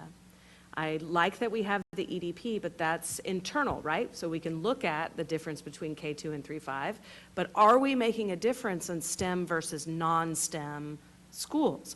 I don't know, because I don't have the data to show that. And in secondary, I don't have an impact measure at all, which you've identified. And I like the idea of a design challenge, but again, that doesn't get it comparative, right? That's only going to be measured for those that are in the STEM academy. So how do I determine that my time at this STEM academy has made a measurable difference for my child? So I would really encourage you to think about not just measures that are only applicable within the STEM academies, but how do we compare impact? Because is it just the new standards, right? I can't make the argument that it's not if I don't have a comparative data point. So that's you don't have to have an answer now. That's my challenge. Ms. Sells. Okay, well, we talk about funding a lot up here, and so I am thrilled about the out-of-district transfers. And what I would like to see data on moving forward, and y'all are getting a lot of data thrown at you, aren't you? I'd love to see those out-of-STEM or out-of-district transfers that are at these STEM academies when they get to 8th grade. Are they staying with us in 9th, or are they going back home?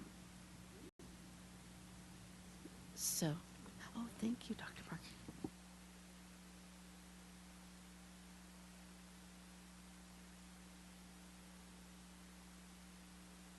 I understand that's data that's out there that, but I just want to make sure that it's there, because I think that's something that we can really make a case for, not only that you're doing great things with our students, but that we're providing something that is a valuable commodity to communities outside our own. So, Ms. Alcatab.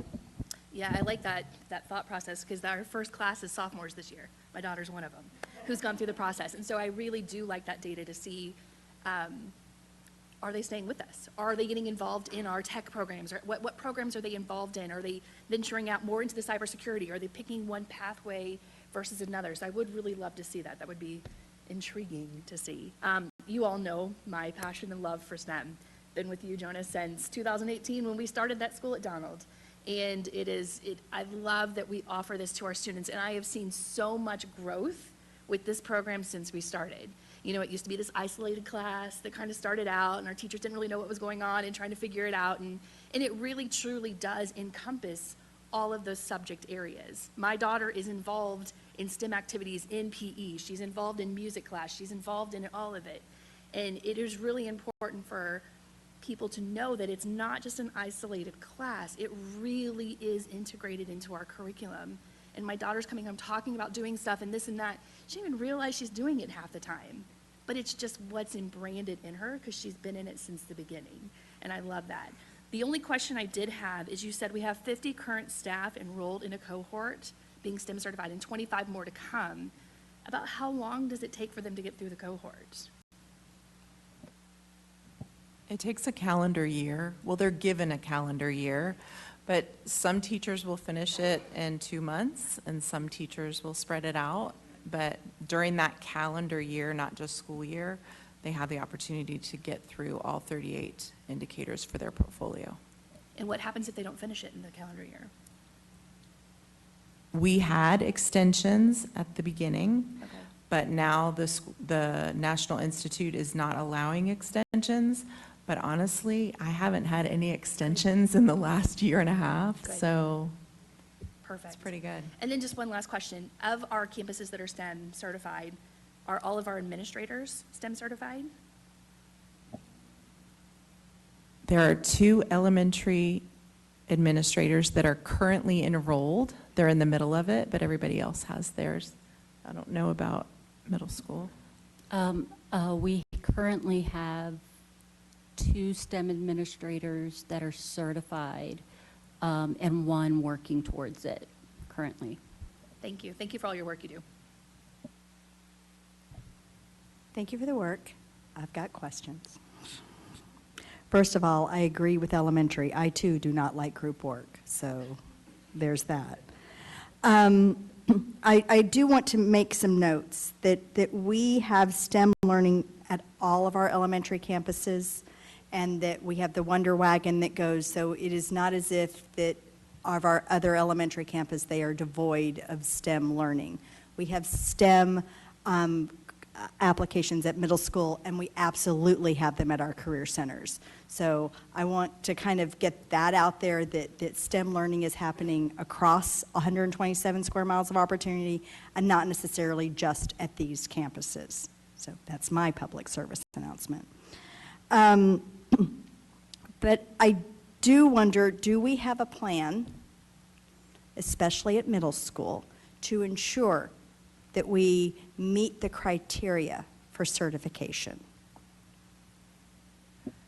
So we have changed our model a little bit within the last year. We are now doing cohorts instead of teachers kind of going at their own pace. We've put in place a schedule that outlines how many indicators they must do within each of the 4 quarters of that year. So there's some benchmarking in there as well. We've always had a WebEx space, but now I'm using that more to send out reminders. We are going to do monthly updates for all of the administrators to let them know where their teachers are in the process on their campuses, so that they can be that direct line of communication to that teacher if we need to do some additional one-on-one coaching, or what we need to do to make sure that they can get done on time.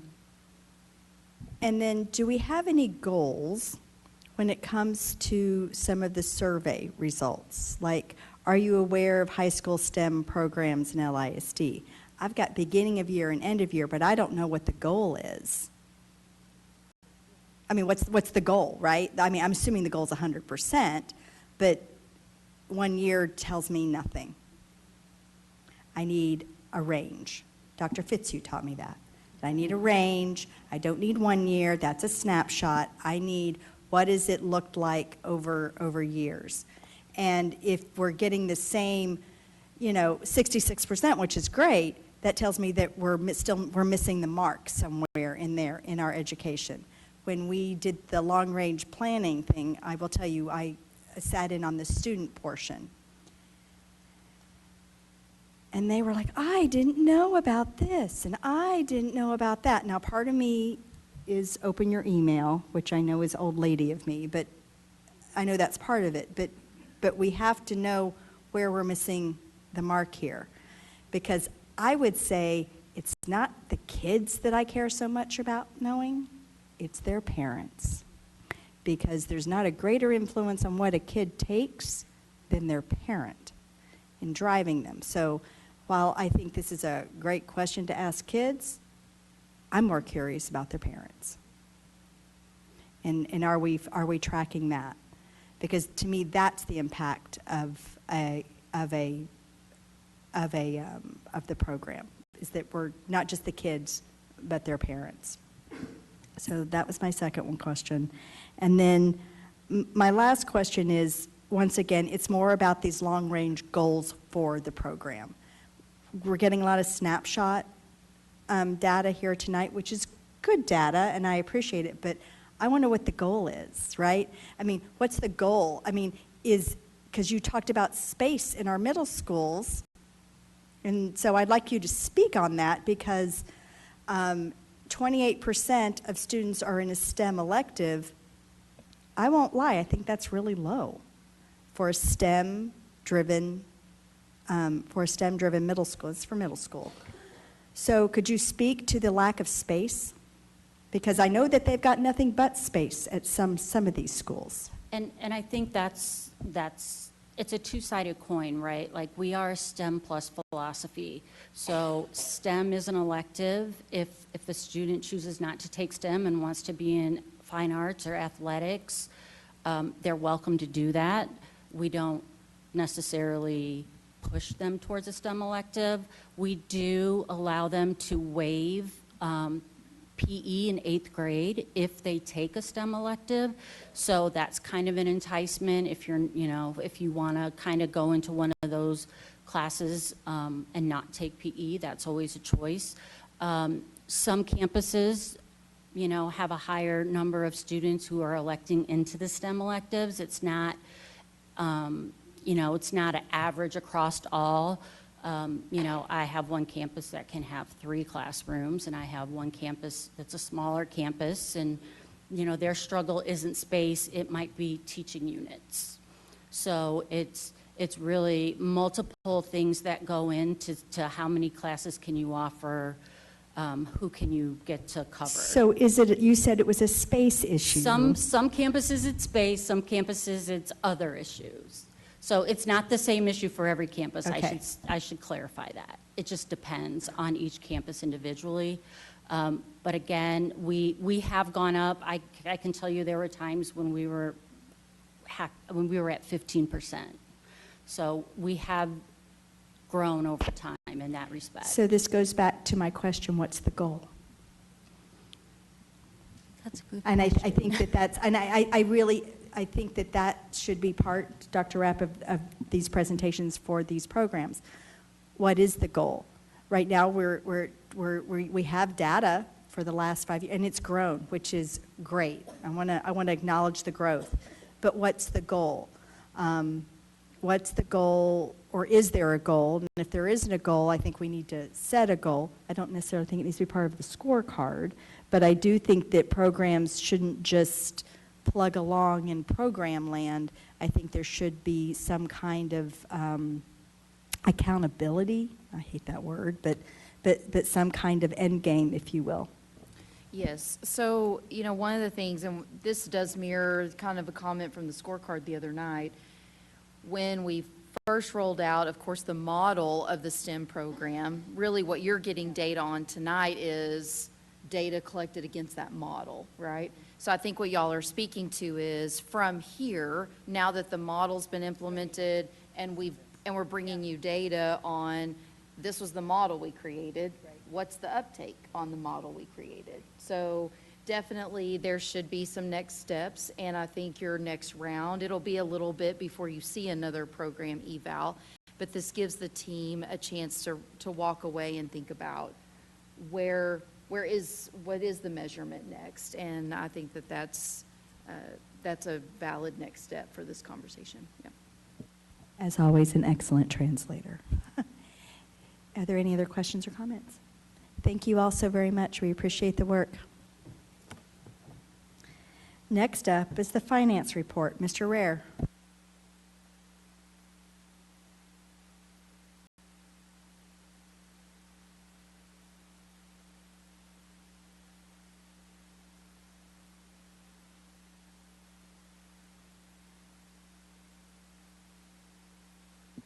Good evening. Tonight, I will start with providing an update on our 2025-26 debt management program. And just as a reminder, this was brought to the board for your approval back in August of 2025, which at that time you approved a resolution to defease or redeem certain bonds for this upcoming or for this current year. And so included in the board book are 3 different schedules that I was going to just use as reminders tonight to update you where we are on the debt management program. So the first one is the callable bonds through August 15th, 2030. And so that lists by series all of the different callable bonds that we have, what the call date is, the maturity, the coupon, and the dollar amount outstanding. And so on there, you'll see 2 of the bonds that were highlighted in blue, which were the identified back in August as the most favorable for redemption or defeasance. And so that is the 2016A bond, which is the 2028 maturity, and then also the 2017 series, which there's just one remaining maturity, and that's in August of 2027. And so on the next schedule, which is the 2026 debt management program schedule, you'll see those 2 bonds being up for defeasance, and those would total $24.2 million, which is right around the amount that we mentioned to the board in August that we would use surplus funds for to defease these bonds.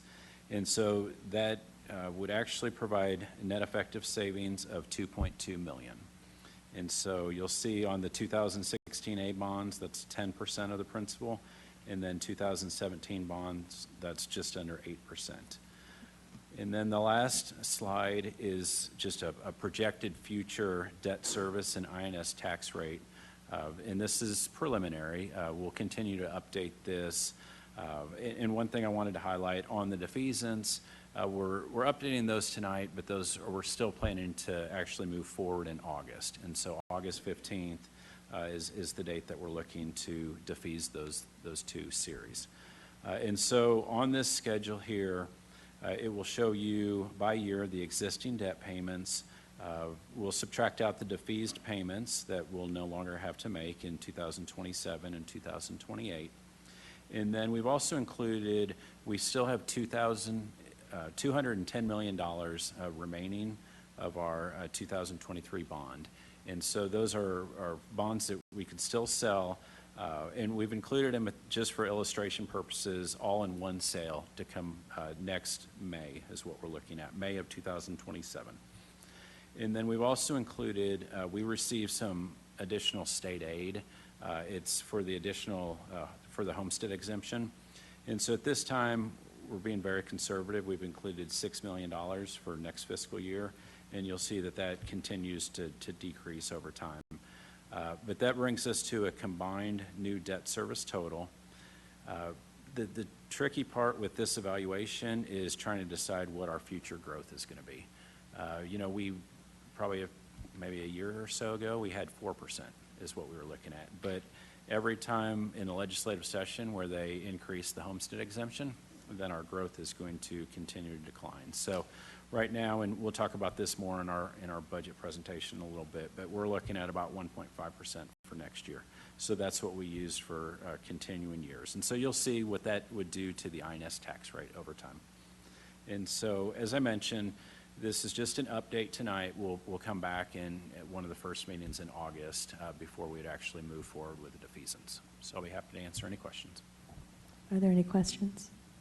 I have a question. I Okay. sent it to you earlier. Yes. Which is, how much has the board defeased over the past 6 years, and what savings have taxpayers gained from that? Okay. And there's been a defeasance, I believe, every year. And so we've seen a reduction in our principal payments of almost $200 million over the last 6 years. And that's saved our taxpayers over $30 million of interest.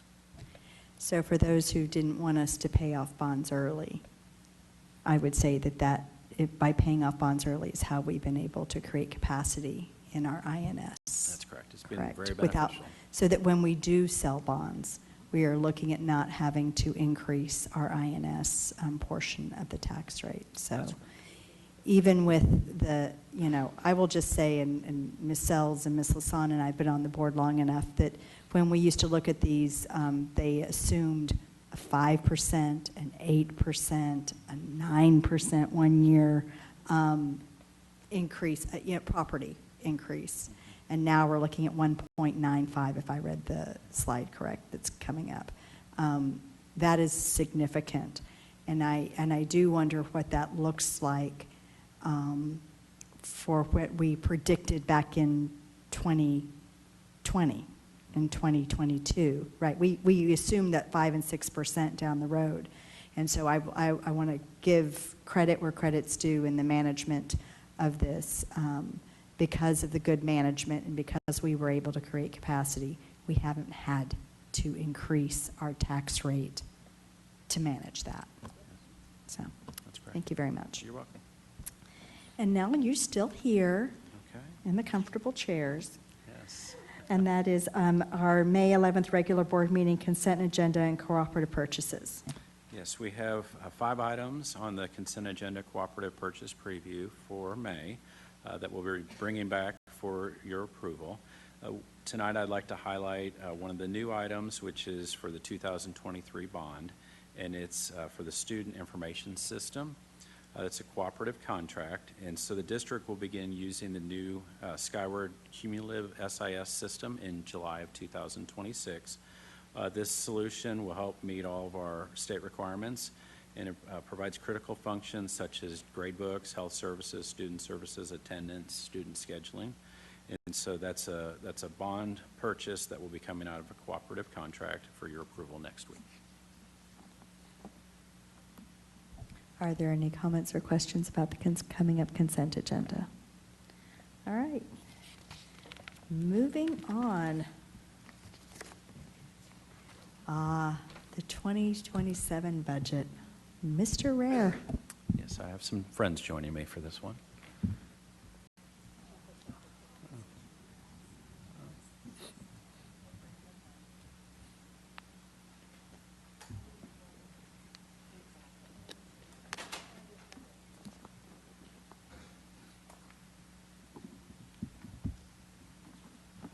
So tonight, we will continue to provide an update of our estimated property values and also discuss tax compression. We'll provide a continued forecast for fiscal year 27, as well as continuing our discussion about compensation and benefits.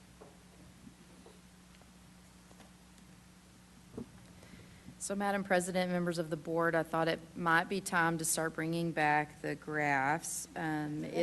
It's budget time, and of course, these numbers, as we go over them tonight, will continue to get refined as well as we go towards August. But TEA has put out updated information, so you'll see the green portion of this graph is at $10,651 when you look at what the funding components there.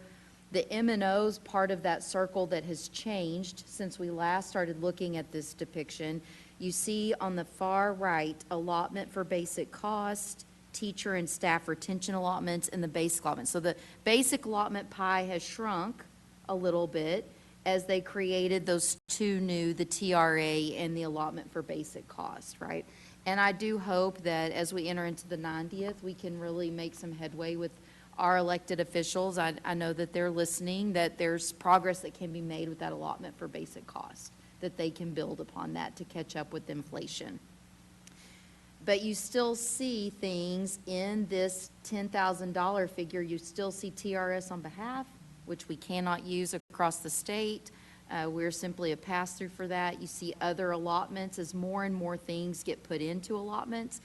You see the school safety funds section is still really small when you consider how important safety is to spend money on.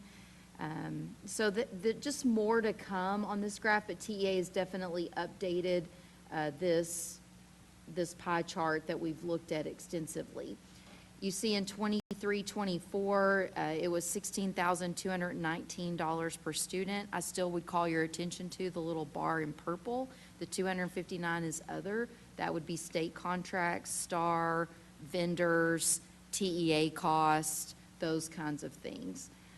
As you all know, we did apply for the LASSO grants, and I keep using as an example, one of our LIFT grants was almost a $900,000 award that's been adjusted a little bit, but at that level, we were gonna have to spend $600,000 of that on a state-approved vendor. So that's a significant amount that state-approved, that vendors are getting across our state, that is not going directly to schools. And then secondly, I just wanted to call everyone's attention. This has been in my communications that have gone out. We actually created a video on this. The comms team updated this. I appreciate Dr. Miller's work on that. But just a great depiction. It's on our district profile sheet of how a dollar is spent in our school district. I did get a question when I made a presentation about this the other day about for instance, 2 cents on health and support. I was at a PD Place board meeting actually. And, you all have maintained a commitment to having certified nurses on all of our campuses. And so, there are going to be some across different districts that haven't been able to continue to make that commitment because there's not necessarily specific funding for that. So, thank you for that commitment. But 72 cents of every dollar being spent on teachers and school staff, and only 2 cents on administration, and then you see 4 cents on recapture payments. So a very impressive breakdown of the dollar there.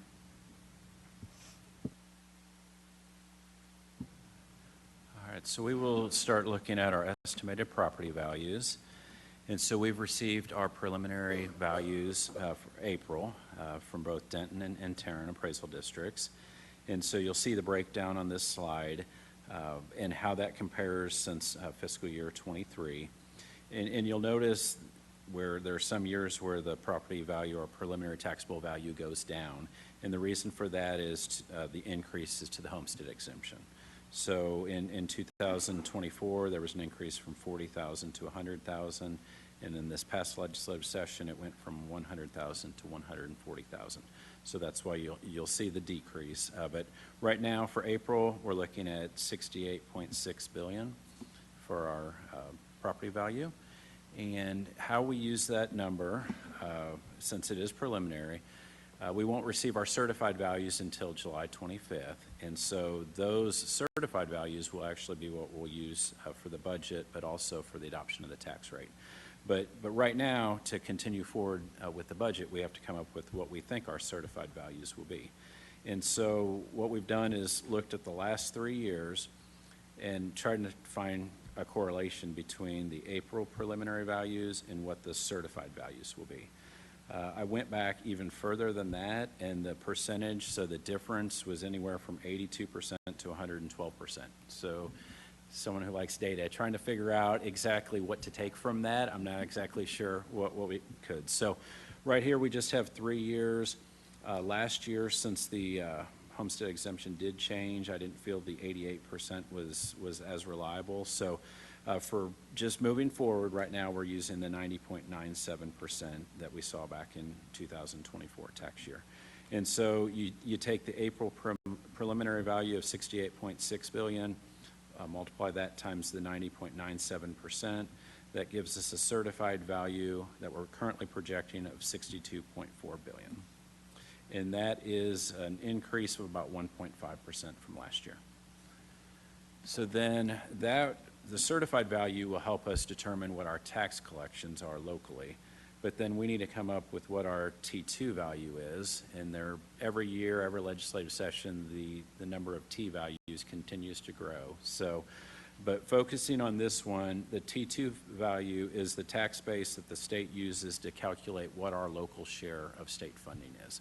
And so the higher the T2 value, the higher our local share, meaning the lower the state share that they have to pay us. And so same example here. What's the comparison of certified value to T2 value over the last few years? Here, the percentages were actually much closer.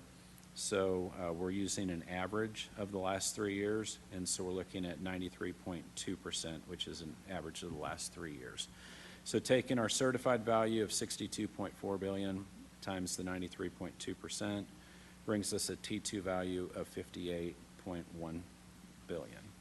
And so those numbers are what we're using in our state funding template to help determine what our state funding will be for this upcoming year.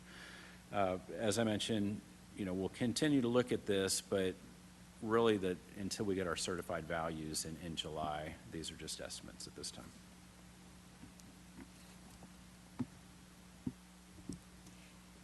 Good evening, Dr. Rapp, President Prosnick, members of the board.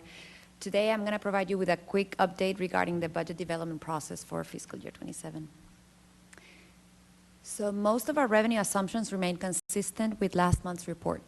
We're projecting an enrollment of 45,125 students and an estimated ADA of 93%, as well as 99% of tax collections. However, like Mr. Rare mentioned, we have updated our property value assumptions based on the preliminary values received from appraisal districts in April. The certified values we receive in July are a snapshot. They continue to change. So people continue to file late homestead exemptions because this is allowed under statute.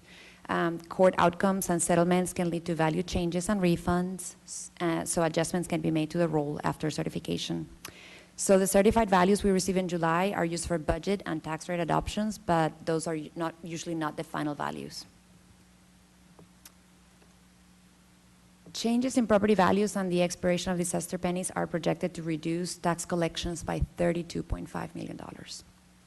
Although we see a $6.2 million increase in state aid that will partially offset the local revenue shortfall, we still anticipate a net funding decrease of $16.7 million for fiscal year 27. Our expenditure assumptions are very similar to what we showed last month. Our recapture payment for fiscal year 27 decreased slightly. We continue to recommend a field rate of 97 to 98%, and we're still working on our non-payroll budget estimates. I'm now going to hand it over to HR to go over compensation.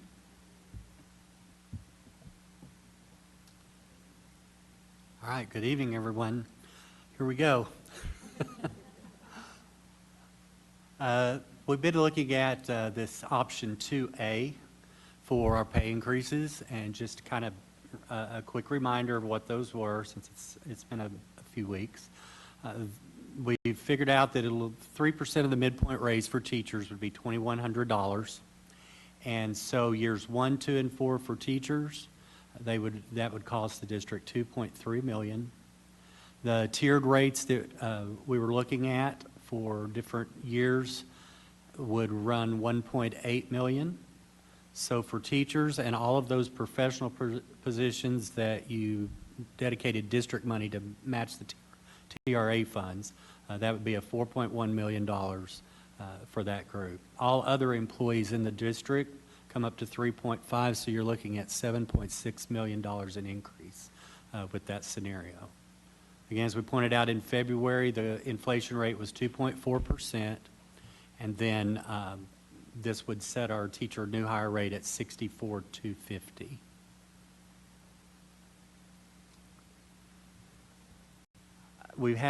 I found just a few districts that have actually made their actual board's decisions. I've highlighted those in green, so they're a little bit out of skew from where this is, but we were right in the middle of the pack of 11 out of 20 with last year for our new hire starting salary. With this 3% midpoint increase, if that's what is approved, the starting rate would go to $64,250. That actually put us a little bit above Plano. They've already determined theirs will be 64, and they were ahead of us last year. So we've also seen they're giving a 2%, McKinney's 3.5% of mid, and Northwest is a 2%. Their parish are giving a little more too. But counting that everyone will probably do about the same thing as they typically do, we'll probably remain right there in about the 10th position. Some of the market adjustments to follow back on is our principals. To bring all of them to 100% of the market, that would run us $165K. Special education, we talked about the critical needs stipend. 100%, to bring them to 100% of the market would be $3,500 for the stipend amount, and that's $19,000 cost. Doctoral stipend is another $500, which is what you gave for the master's, so it would run a $55K. And then to add our speech pathologist to the longevity stipend, that's $1,000, the same that our diags and psychologists are currently receiving, would be $82,000. So all of those market adjustments together are $321,000 approximately. And board, on the market adjustments, the only thing new on that slide is the speech pathologist. We know that we've had a critical shortage this year, and we received a letter from SpeechPath about that while not meeting all of the ideas they brought forward, and I appreciate the ideas they brought forward. Adding them to the list with diags and psychs would address one of the ideas that they proposed. So I'm following up tonight on the support for our Title I schools. A few months ago, we've been talking about school improvement. We've gone from stipends to bonus structures and just how to address the recruitment and retention needs that we have at our Title I schools. So what I'm bringing back forward to you this evening is a proposed differentiated compensation and staffing plan that would be focused at Title I elementary and middle schools. I'm calling this Project Elevate. If there's a better word for that this evening, I definitely, of course, welcome the feedback on that as well. This would be a new approach to elevating recruitment and retention of staff for our most at-risk Title I schools serving elementary and middle school students through increased compensation with stipends. Our Title I schools would be tiered according to a weighted mathematical calculation. We would look at school level factors, and I have those listed for you on the slide. Your factors that would be weighted the most are the things we have the least amount of influence over. So the percentage of economically disadvantaged, we don't have a way to really impact that. But we do have a way to impact chronic absenteeism and attendance. So chronic absenteeism would be weighted a little less in the formula because we have a way to influence that. So if you just consider right now what we have done historically for all of our Title I schools since I became superintendent was the board approved a $600 stipend, recognizing that we needed a little bit more there to be able to compete with our neighbors. So when you become Title I, if you picture you enter into the system, every staff at a Title I school, from working in the cafeteria to working in the front office to the classrooms, gets that $600 stipend. What Project Elevate would propose is that you're, based on the mathematical calculation, you look at schools that then fall into a Tier 2. So they're at an increased level of risk, and you would look at critical subject area course teachers. So those would be teachers that have core content responsibilities, whether it be gen ed or special ed. They would get the $600 stipend from Tier 1, and then they would get an additional $2,000 because they're in a critical subject area. Then you look at complementary subject areas and courses. These would be your electives, specials, librarians, and enrichment type teaching positions. They also would get the Tier 1 $600, and then they would get an $1,000 additional stipend. Assistant principals and counselors at a Tier 2 school would get $2,000 plus the Tier 1 $600, and then a principal would get an additional $3,000 plus the $600 stipend. Your highest level of at-risk schools, I would put those in a Tier 3 category. So their critical subject teacher would make an additional $4,000. A complementary subject teacher would make an additional $3,000. AP counselor, an additional $3,000, principal, an additional $4,000. If we were to look at phasing this model in, and we started first with pay for your most at-risk schools at Tier 3, I appreciate Tim running the numbers on that. That would cost you $595,000. Tier 2 cost you $585,000. So all in for Project Elevate for Tier 2 and Tier 3 is $1.18 million. With this increased compensation invested, we would, beginning in the spring of '27, when staffing takes place for the 27-28 school year, implement that any elementary or middle school with 2 consecutive years of unacceptable state ratings, that would be Ds or Fs, will be required to undergo staffing changes in the areas of critical subject teachers, principals, APs, and counselors. We would spend the 26-27 school year defining the HR processes that would go with that, and being able to fully communicate to our Title I schools, all of them, regardless of whether they're in Tier 2 or Tier 3, this expectation. So basically, this proposal maintains our focus on one LISD, as we talked about with the scorecard, that no school can be academically at risk.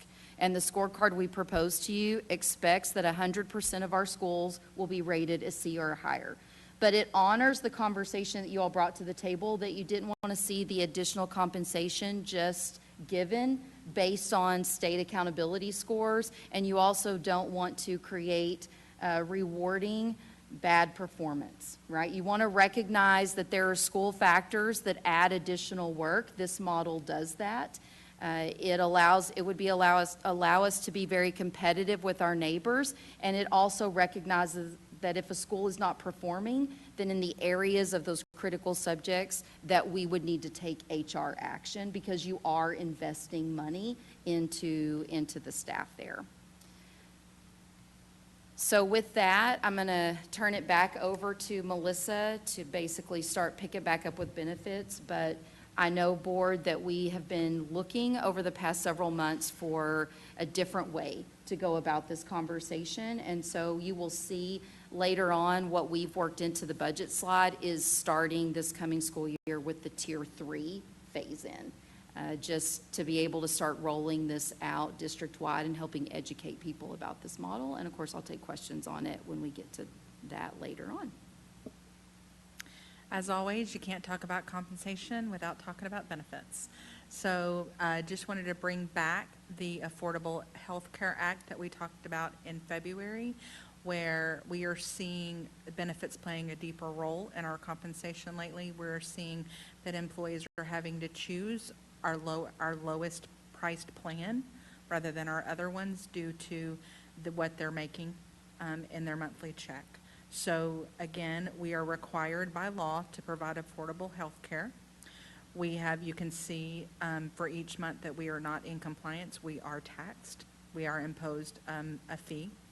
And for this year, for the first time, we have found that some of our positions do not allow for Affordable Health Care Act. So with that, we proposed in February, we proposed increasing the district contribution to get us in compliance. For this year, our annual expenditure was around $16 million. We are proposing, and that's the rest of my presentation, is to increase the district contribution. We, according to your feedback, have kind of settled at 400 for all plans and getting rid of our tiered approach. And that would cost us about $2 million more than what we currently spend at 18.2. And so the information you've all asked about the last couple of months, May 1st, our TRS rates were received and sent out, and Maria and her meeting. And some highlights from that meeting, not a big surprise, but Region 10 is the most expensive district. So we come in second place with a big $2 less than Region 10 with our premiums. In Maria's meeting, TRS did encourage districts to review their contribution amount. And when premiums are unaffordable, employees don't enroll. Low enrollment increases the risk of the plan because of the profit sharing and the cost claims across the smaller pool. The deductible on the high deductible plan did increase slightly due to federal compliance, and so they can be in compliance with the health savings account. And interesting enough, TRS is piloting with Arlington ISD. They were chosen to pilot a tier program, which means you would get more of a benefit, like a co-insurance kind of thing, if you see a doctor or a facility in a specific tier. And depending on that outcome, that could be something that TRS rolls out in the next year, couple of years, to minimize the increasing cost. Sorry.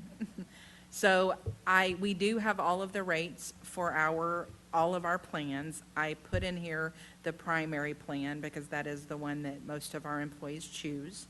You will see I have highlighted in pink the percentage increase. Notice I didn't say decrease. They all increased what we were expecting, about 10%. We were not far off. Maria was within $3 of each of the plans when all of her deciphering here. But you will see that we go anywhere from a 13% increase to a 25% increase. Yep. This is monthly. Yes, ma'am. The next slide, I'll show you annually. So right here, this shows the effect of a 10% increase on employees' premium. And we have done the math for increasing the district contribution to $400. This is the employee-only cost of the primary plan. We have several plans, so we chose this one. It's our highest employee enrollment and our lowest premium. So you can see the first row is $25.26. The TRS cost is $554 per month, $66.48 annually. And this is what's happening now. So we do $326 now, $39.12 annually. The employee cost every month is $228 or $27.36 annually. So then if you take $26.27, the yellow is if we stayed the same. If we kept the district contribution at $326, you are going to see the employee cost increase by $58 every month, and their annual increase will be $696. Yes. If you do $400 a month, the employee cost will decrease by $16, and it will decrease by $192 annually. So for funsies, we did the math, and we just gave you some numbers. If you did the district increase to $400, it's going to cost you $18.5, which is $2.1 million more. If you increase to $425, $19.7, which is $3.3 million more. And then if you increase the $450, $20.8 million, which is $4.4 million. I know. So I did not come with a money tree. With that, I'll turn it over to Mr. Rare. All right, so once again, this is a summary of the things that we've discussed, and this is very similar to what you've seen the last few months. On the top portion of it, we did add the Project Elevate, so that's new, and then the market adjustments as well. And then, one thing I wanted to highlight, because you'll see, the total deficit before any reductions, and then what a potential deficit could be. Obviously, this is still a very fluid situation, as we're going to wait until July to get our certified values, waiting to get, I guess, the first run through our staffing plans, so that could change things a little bit. So right now, this is our best estimate at this time. We'll come back to you in June with another estimate, and then obviously we'll come back in early August with a more up-to-date a look at where we think our proposed budget will be. And then with that, our next steps would be to bring compensation recommendations forward next Monday night for approval. And then Dr. Rapp and the school chiefs meeting with Title I elementary and middle school principals to go over the Project Elevate. Yeah, so board, we have scheduled a meeting for tomorrow because I wanted to talk with the Title I principals as quickly as possible based on your feedback tonight. And I'll update them with what we're thinking and what the model looks like based on your feedback. But based on all the conversations we've had over these last several months, the recommendation before you this evening to consider bringing forward in May would allow, if you are wanting to make compensation decisions, would allow people to know what's happening with compensation before they leave and go off contract, and we would be ready, primed and ready to communicate that, whatever those decisions are, after Monday night. As Scott said, we'll continue throughout the months of June, and then, of course, during the month of July to refine the budget projections before you all come back in August and we'll keep you updated throughout the summer as well. I will through my updates. But at this point, we'll turn it back over to you, Madam President, for feedback, questions, so we can know what to bring forward on Monday night. Ms. Lasan. Okay, that was a lot to digest. Several comments, which I'm sure everybody else will have as well. The first thing that I wrote down, and then I started losing space on my sticky note, is, the speech and the diags, I'm actually, glad to see that. No problem with that, because I know that we, haven't been able to fulfill IEP goals and things because of that. One thing that I did wonder is if, I know up the road, we have two big schools that produce a lot of speech therapists for sure. I mean, do we go there to try to recruit them, to try to give them signing bonuses? I don't know if signing bonus, but you know what I mean? Like, zap them up, be like, okay, you're gonna graduate in 6 months. What can we do to get you to come work for us? That kind of thing. I still have more things to say, but that's the first thing. We do. Tina Clark and her team work really closely with all the people that, first of all, that do their internships with us. So that's very close. I do know that we had at almost 6 LOIs that we have given out, and we've hired them. And then as far as us, we do go to we'll partner with them and go to their classes and courses to let them know who we are. Okay. And what we're looking for. And there are intern opportunities as well. I would definitely say when it comes to related services and evaluation services with special ed, it is a really tough market in many of the areas because they can go and start their own business so easily in this economy. And the thing that I shared with the speech paths when I met with them was, several years ago, the conversation was around diags. And I said, when we start things, we have to think about what's the implication for other people.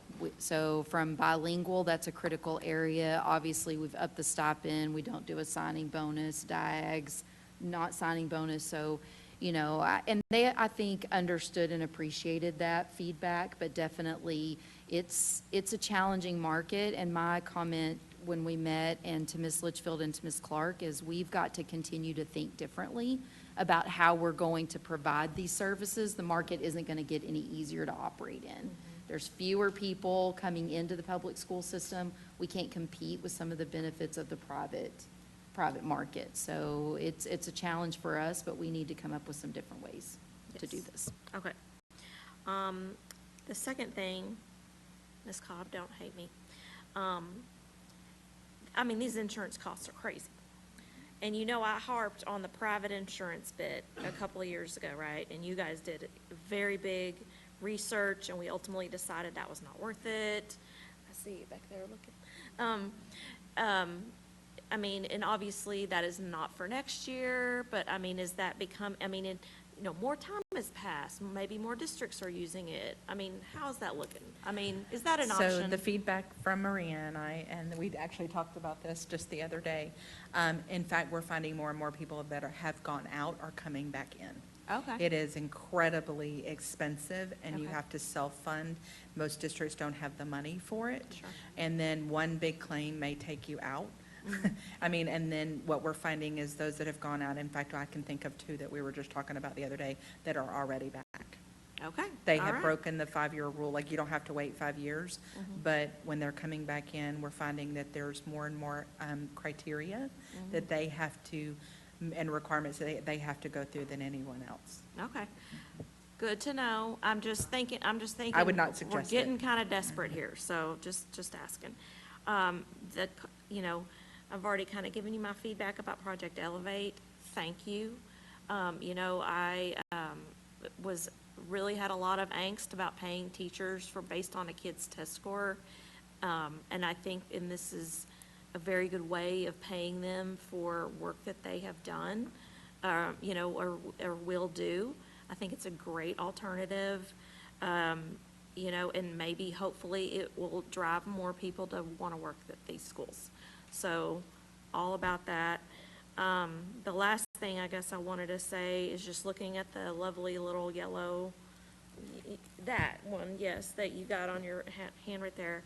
The only other, you know, thing that I wanted to say about that is that gives me angst about all, because again, I want to do it all. You know, I want to do the Project Elevate. I want to give everyone a 3% raise. But when you're looking at these items, you know, on the bottom where we could maybe perhaps gain a little money, you know, adjusting the fill rate to 97%, that will carry forward to future years. Use of savings won't. Additional revenue opportunities, maybe, hopefully. Land sale definitely won't. So I guess what I'm, you know, right sizing campus to staff it, you know, staffing enrollment decline, that will carry forward. But what I'm saying is, you know, and I think, I know you guys realize this, that these are just one-time, one-year things that we can't rely on for the future. And so, you know, that just gives me angst as, what are we signing ourselves up for, you know, if we're giving these raises and programs and things, you know, next year? Are we going to look worse? Are we going to look better? You don't know. You don't have a crystal ball. I mean, you know, so that is what worries me about it all. So. Thank you, ma'am. We'll go around the horn. I hear you about the budget because it gives me qualms too. I have always prioritized raises over benefits, and one of the big reasons that I do that is because of TRS, right? I was playing around in it today, in fact, because it's the beginning of the month, and I redo my budget every month, and I go look at what does my TRS look like, and I play around with it, and I go, okay, what if we get a 3% raise this year? What will my top salary be then? And so that's one of the reasons why I'm always like, okay, if we have to make a choice, I'd rather go on the salary side than I would on the benefits side. But man, that looks awfully nice to be able to negate the increase in benefits. So then they are, whatever it is that, you know, if we do go with the 3% at the midpoint, then all of those staff members that get that are keeping that money. It's not going to the increase in benefits. So I get you. I know that there's a lot of qualms, but in order to keep our teachers and compensate them well, I think those are things that we have to do. And I look at the Project Elevate, and my biggest thing is I wanted to honor the very difficult work that has to happen at turnaround campuses, right? But I also philosophically disagree with programs like TIA that pay teachers for individual student performance. So I was trying to find this middle ground of like, okay, if the whole campus does well, then we can, you know, reward the whole campus for that turnaround process. But what you've created gets at the root of the problem rather than the symptom of the problem. Because y'all have probably heard me say this time and time again, my own research shows that the number one reason that campuses get an F is because of the percentage of economically disadvantaged students in that system. And that's on top of all the other research that's out there about that, right?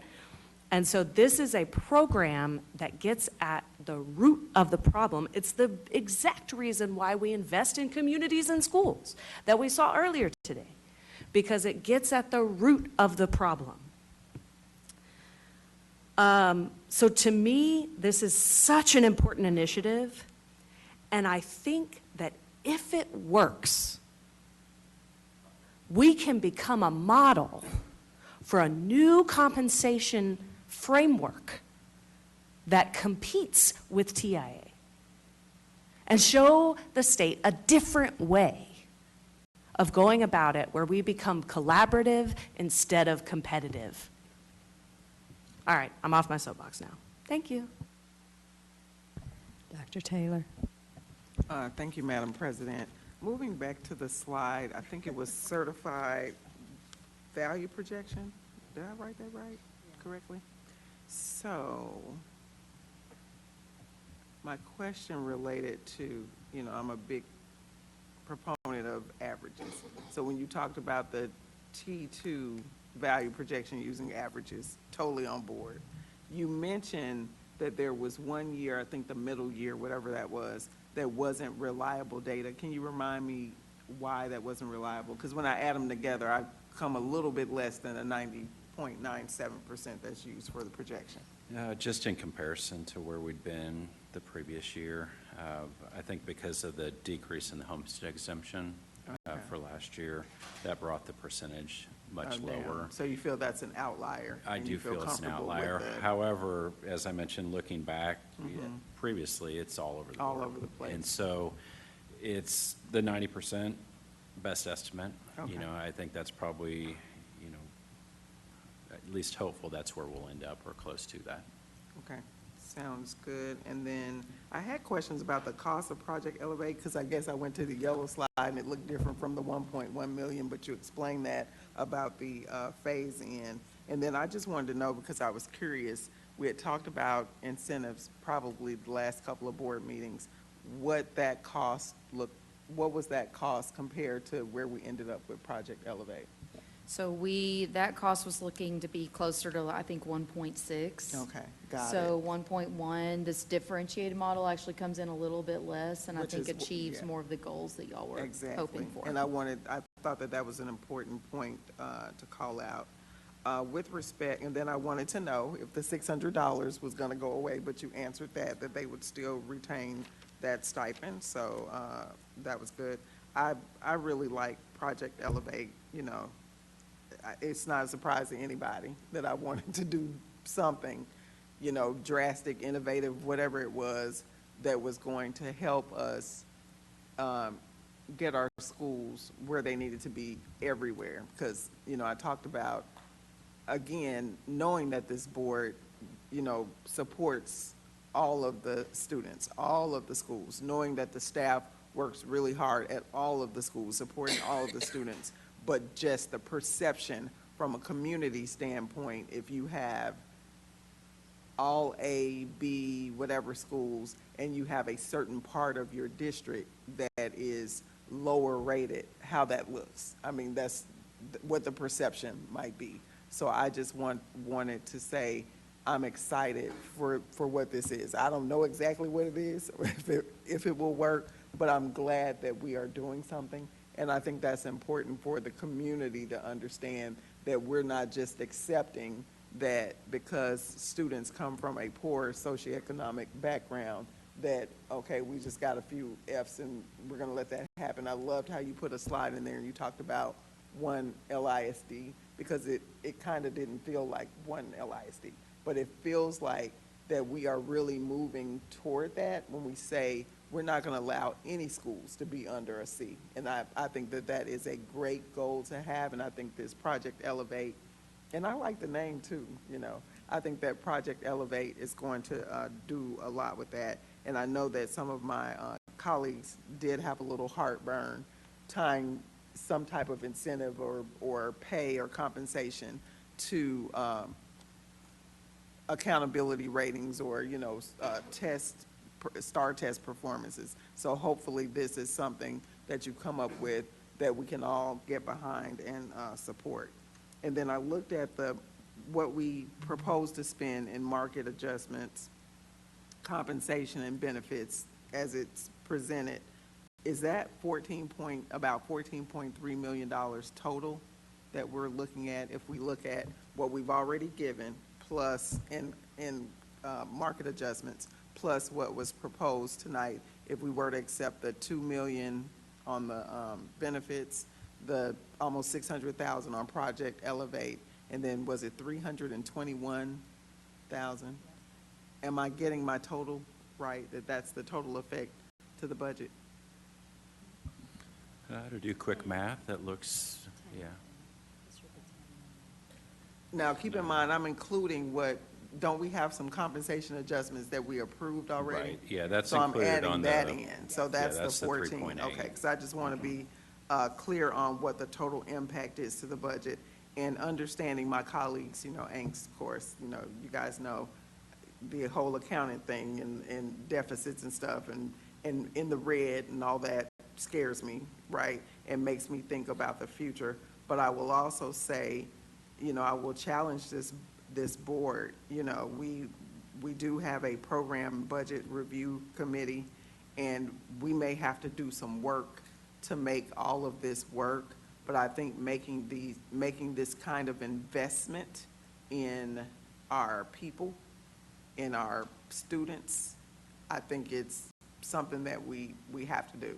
Even though I look at it all the time and I'm like, what can we do without? Even when you presented the consent, I wrote down, is there anything that we can, kick down the road a little bit so we can take some of this money and put it toward, something else? But I think we have a charge as a board to see where there are some, cost-cutting opportunities that do not affect the classroom, so we can do these things, because I think that they are that important. And so I'm off my soapbox. Ms. Sells. Yes, thank you. I just wanted to go back to a couple of things. One, I am so glad that you included the speech pass. I don't think people understand that's not a four-year degree. Neither is a DIAG, or the DIAGs and the psychs. Those are expensive degrees. They are long degrees to obtain. There is a lot of observation, a lot of everything a lot of it's not paid. You don't get paid during that time. And I am thankful that we're doing what we can to keep the ones we have. And so thank y'all for that. As well as keeping our teachers. And I think we can say all day, I think I said the first time I ran for this seat that our teachers are our greatest resources. And I still believe that. But that doesn't hit their pocketbook. And we sit up here and we talk about all the increases that we have had in our insurance and utilities and gas. Our teachers that live out, my heart breaks for them right now. I can't imagine the hit their budgets are having. So this is just something, I wish it all made sense on paper and we didn't have to, oh yeah, that's just all gonna plug right in there. But I have to have faith that y'all are gonna do what and we're all gonna do what we can, but that we've got to do this because we have to show that we value them with a dollar amount. And I'm glad that we're not having this balance and we're going, oh, well, we're going to raise their pay, but we're not going to do anything on the insurance. I think that from now on, we've got to look at those things hand in hand, like was mentioned before. We can't, they're not individual. And so we've got to look at those always, and we do. But I think before, maybe sometimes we tried to juggle it a little differently, and I don't think we can do that. I love Project Elevate. I do believe that I'm sad that this couldn't be seen, or something like this couldn't be thought of at a state level. I think that the greatest thing this does, and we talk about teams, it's in what we are mandated to do, to be a team of 8.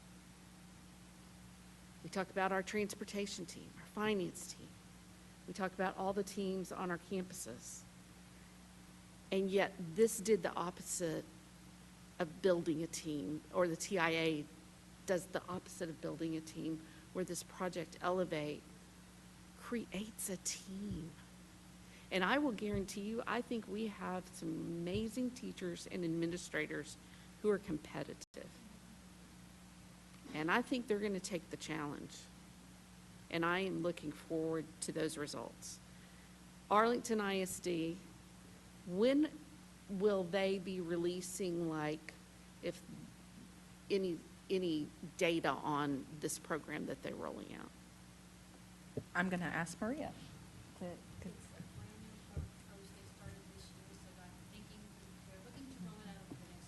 Oh, okay. Yeah, So it's going to be a while. it's going to be a while. Okay. Well, we'll be watching and bugging the people we know down there to see how it's going. So I think everything else, everybody else already said. So thank you, and we appreciate the work. I mean, my colleagues have pretty much said everything that, I mean, is going through my head as well. And I love that you guys did include the SLPs, you know, being that that was my initial background before I got into education. I definitely know all the work and time that it does go into becoming certified, and as you said, even the diags and so forth, and, you know, really rewarding our extra, I don't call them extra staff, but the staff who's there to wrap around, you know, to make sure that we're incorporating and encompassing everything that every student needs. And so I really, really appreciate that. And I also wrote down very similar about the insurance versus the salary and kind of like weighing that out, because I know sometimes we get into this habit in a lot of other districts, and we have in the past, is, well, we're going to do this, but hey, we're going to do this. So it doesn't really, you know, it still doesn't help those employees. And I know we don't have every employee who benefits from the insurance. They don't participate in it. But for those who do, and even the other ones who don't, they have the opportunity to. So it's there and an option. And I just think it's really important that, you know, if we invest in our staff, they're going to invest in our students. And they're our stakeholders. That is why we are here. We are here for our kids. And if we invest in that staff, and if we take it and we pull every stride, and you guys work your magic, and we work our magic, and administration works their magic, those kids are going to benefit. And that's what matters. And so we need to invest in our staff in order for that to happen. I love Project Elevate. You know, you kind of mentioned the root thing. I wrote that down too. I wrote down like elevate the root of the problem is kind of what I was thinking. Like we're elevating, we're thinking of it like a tree, right? We're taking it from like a shrub or the little bush that's sitting there. And we're kind of, I know, look at me making these like weird but that's how I wrote it down too. And we're growing it. And because we are going to have those teachers and those administrators who are going to take on that challenge, and they're going to love it. And our students, once again, are going to benefit from it.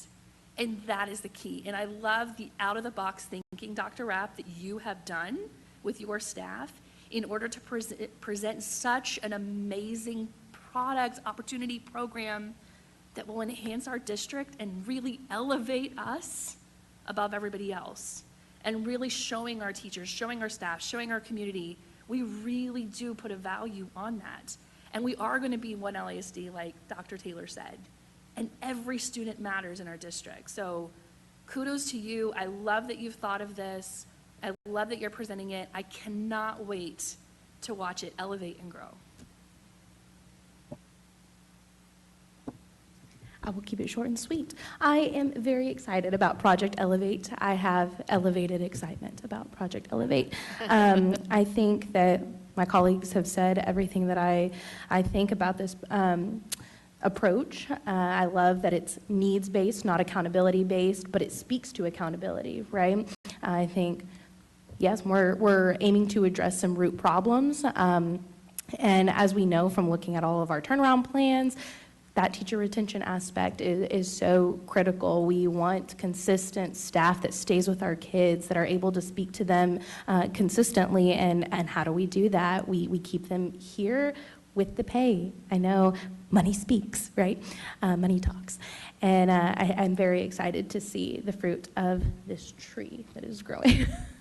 There we go. We're going to stick with the analogy. And then when it comes to budget, with compensation and all the good things, I see it as like a wraparound service, like communities and schools, right? We have to think about these things in tandem, and if there's an affordability crisis happening, how can we look at one and not the other?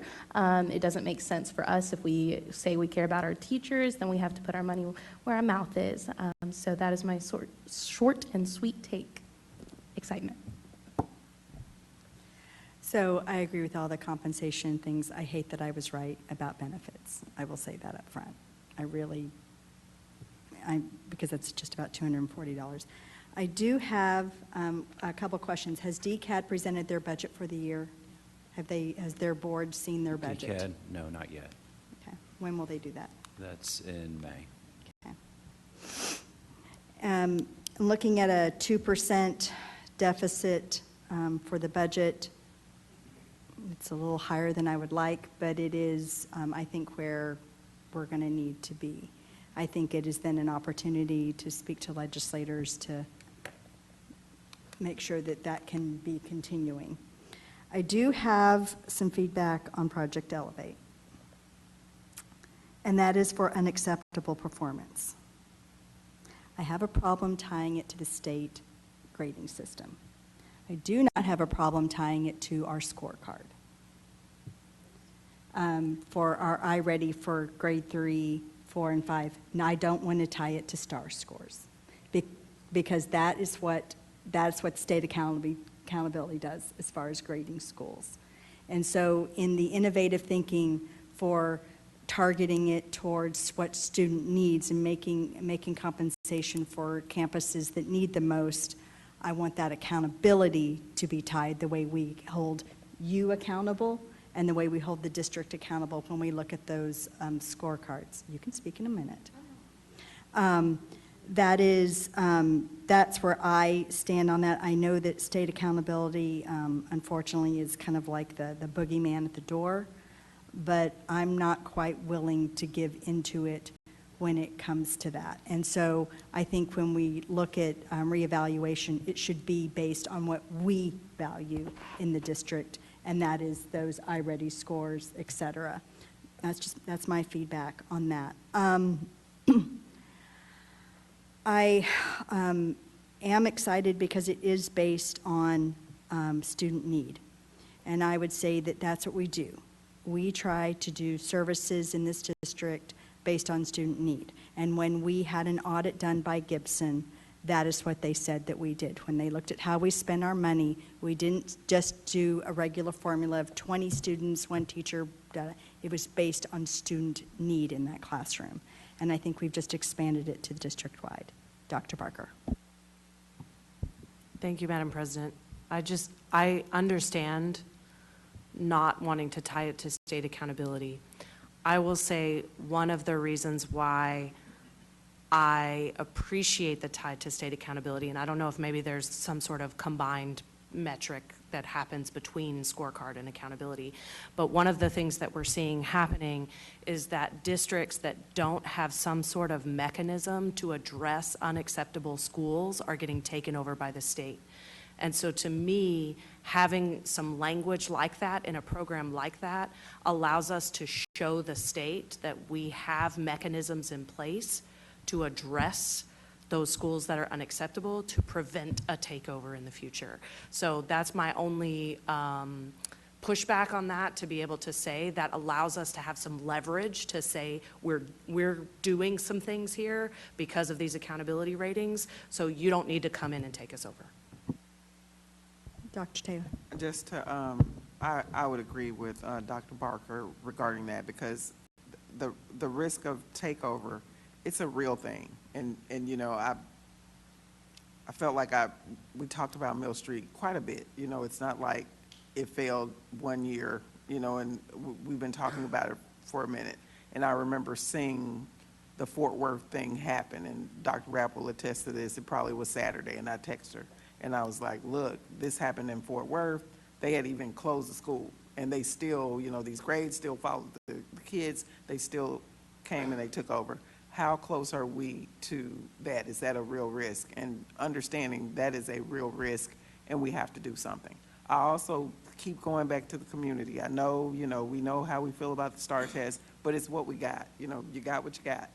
And going back to the community, I keep going back to, we have an 80. It's not like we have an 89 as a district. We have an 80, which is 1 point away from a C. 79, or is that right? I thought we had an 80. Whatever it is, it's low, and is it 83? It's not an 89, is what I'm saying. So I just want us to right the ship before we look up and LISD is rated a C district. So that part weighs into it, as well as the takeover for me, risk of takeover. I just like consistent, oh, go ahead. I was just going to say that I do agree with my two colleagues for the fact that we don't know what those parameters are, because there's a certain person that holds the power to pull the trigger. And the trigger doesn't have an ABC. The trigger has his finger. So,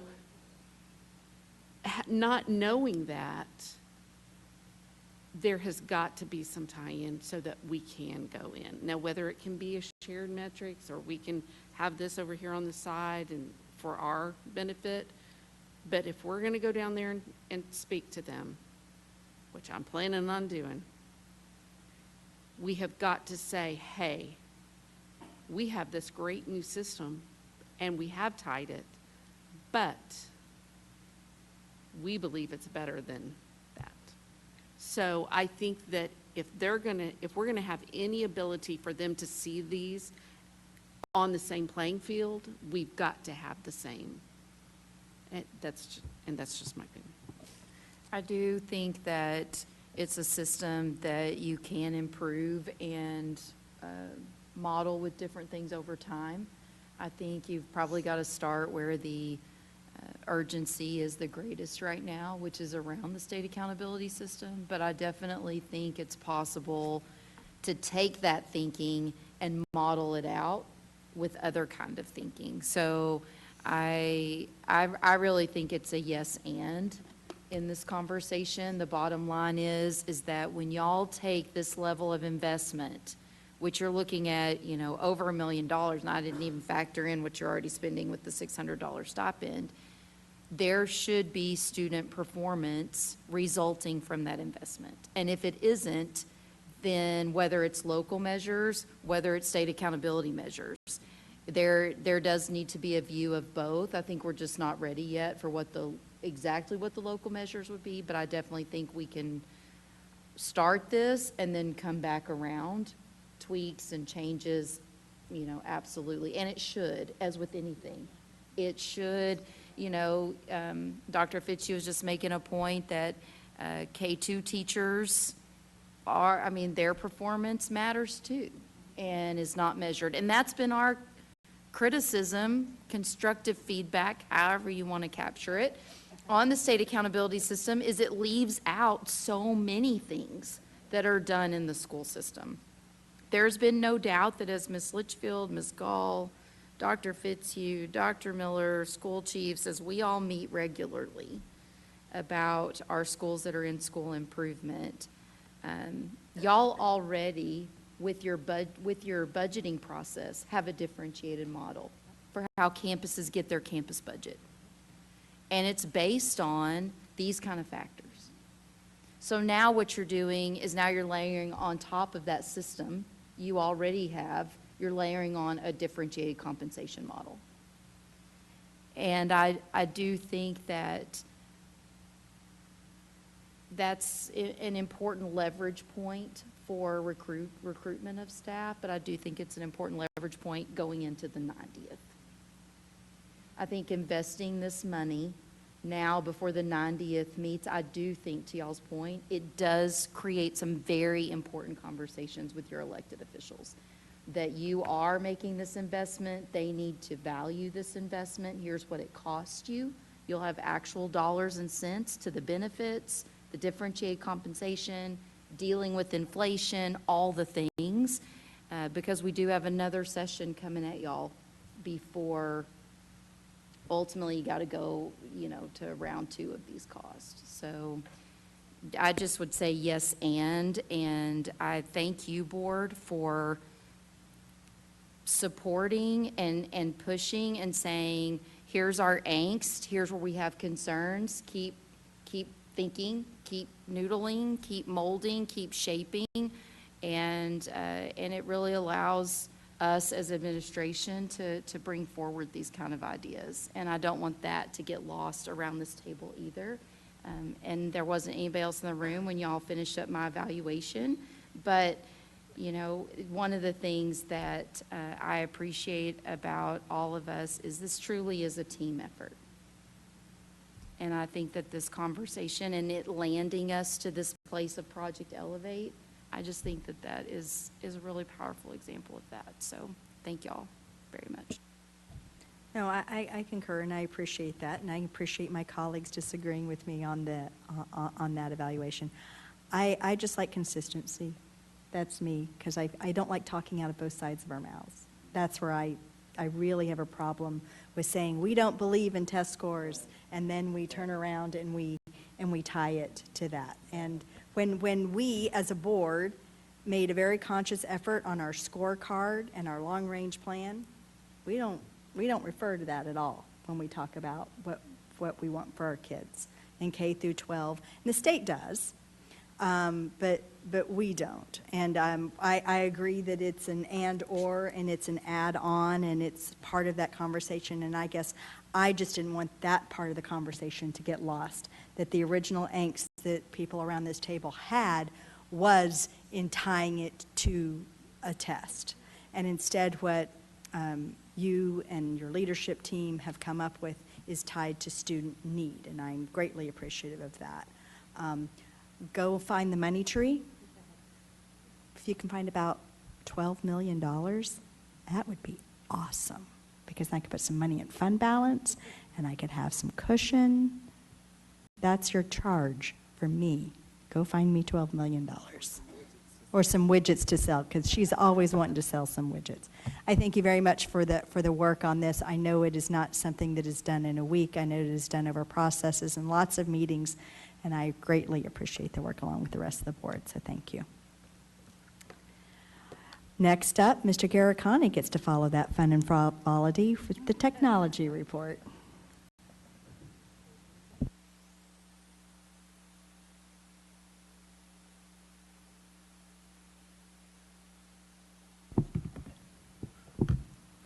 Good evening, President Prozic, Dr. Rapp, and board. In typical fashion, I'm bringing up the rear of all of our reporting tonight. So we have some items that are coming up for your approval in our bond program for the 2023 bond. You've already heard of these items, two of the three. So we have the program-specific technology device replacements. These are the devices, computers for STEM. We talked about STEM tonight, tech apps, high school business labs, central office staff, campus office staff, health services, child nutrition, safety and security, and library media services. And then we have the upcoming device replacement for this next year for the iPads for grades 4 and grades 9. And so we've gone through our procurement process, and we have those proposals that will be coming for your approval next Monday night. Another item is the wireless network access point refresh. This is the second phase of the improvements that we do to the network, and it's all been part of our 2023 bond.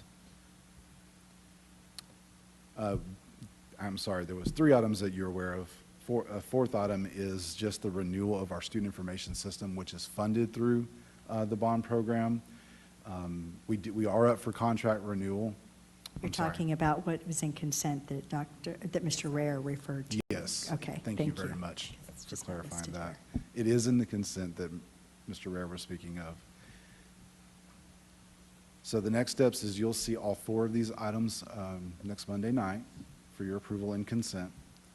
In preparation for June, you'll see a June discussion item, which you'll receive a cybersecurity update, but we have cybersecurity upgrades, application delivery controllers. These are also known as load balancers. So all the applications that are hosted within our data center, we have an application delivery controller that helps to support users' access of those applications. And so this will be an upgrade, once again funded through the bond program. So this will be a discussion item in June, and then this will be a consent item in June as well. That's all I have for you this evening. If you have any questions, I'll do my best to answer them. Ms. Lasan. This is between yours and Mr. Rare's. Okay. The new student information center system, is that going to be something that parents will see Skyward will look different? Yes, ma'am. Beginning in fall of 2026. So this next fall, it'll be a completely new platform. Same way we did with ERP, except ERP is more internal. This is definitely going to be impacting parents because it will be a change. We've been working tirelessly, working in concert with the communications department for that external communication, as well as internally working on professional development, role-based professional development. So if you're an attendance clerk, if you're a registrar, we have professional development designed just for your role. A lot of this rolls out in June, and then we'll continue all through the summer and then into the fall. As a part of this, not to get too much in the weeds, we did also include in the personnel side of funding this, which is all part of the, included in the bond, is to also have what we call, it's a migration assistance role. We're paying a stipend for these migration assistants to help provide gradebook support on campus. So if you're a teacher and it's like, this is a new gradebook, I don't really know what to do with this. These they're not called migration assistants. They're like migration something. I do apologize. I get the gist. The term escapes me, but we have that in place for support for the campus and for teachers next year. Is that like an extra person that would help with that campus, or is that just like a SME on the campus that? Yes, it's an existing staff member, Okay. probably a teacher, most likely, and they're getting paid a stipend to help support their peers for use of the gradebook. Okay, cool, thank you. How long will we need that position? It's for next, I may have to get back with you on the time that it was funded. Like, I'm just wondering, is it a yearly thing, or are we going to be it's paying just to somebody support. in March of next year, or do we hope that by September? It's funded for the length of the contract year, the school year. So it's for the full school year? Most likely for just the 1 year. I'm pretty sure it's just the 1 year, but I'll have to confirm that and get back with you because I want to make sure we're clear about it. But that's because of the monumental shift. I mean, we have all these teachers that are going from a current grade book that they're familiar with to something completely different. And while we will be doing a lot of upskilling in the month of June and then into the fall, we want to have this support person in place to provide that just-in-time support when they're having any type of grade book challenges. And I'm sure you've also worked with communications. We are working with communications. Okay. Are there any other questions or comments? All right, you're good. Thank you very much. Thank you so much. Next is the Board of Trustees report for board committee updates. I believe we have an update from the naming committee.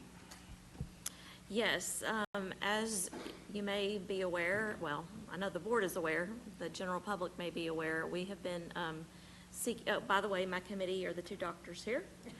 And we have been, we sought out input on the name of the new, since we have to rename Mill Street, and we have received quite a bit of that, and so thank you to Ms. Adams back there for putting it all on a spreadsheet for me, so I didn't have to. And we think that we will be ready to probably put that on the board agenda in June at this point. And hopefully that will jive with the signs that have to go on the buildings and things for both transportation and for Mill Street. So are you done with receiving of community input? Yes, I mean, the form is still open because it's the general naming form, so people can still submit, but pretty much we've kind of, drawn the line in the sand at this point, so. I'm trying to help you by not getting another 20 or 30 submissions. Are there any other reports you want? The Board Internal Audit Committee will be bringing forth a recommendation next Monday night, and we look forward to it after hearing some of the comments tonight. So thank you. Very good. Next on the agenda, no action is going to be taken on items K through M. We do have to do a rereading of our action item E2. There was some language that was not included that we needed to use, and that item pertained to taking action to propose termination of Jing Chang's probationary contract. So, Ms. Sells, would you reread your motion? Yes. On E2, I move that the board terminate the probationary contract of Jing Chen in the best interest of the district and authorize administration to provide the required notice. Dr. Barker seconds again. All those in favor? And that is again a 7-0 vote. All right. We will now convene into closed session as authorized by Texas Government Code, Section 551, specifically 551.071 and 072. And the time is 9:05 p.m. The time is now 9:50 p.m. If there's no further business, this meeting is adjourned and the time is 9:50. Happy anniversary, Dr. Taylor, and may the 4th be with you.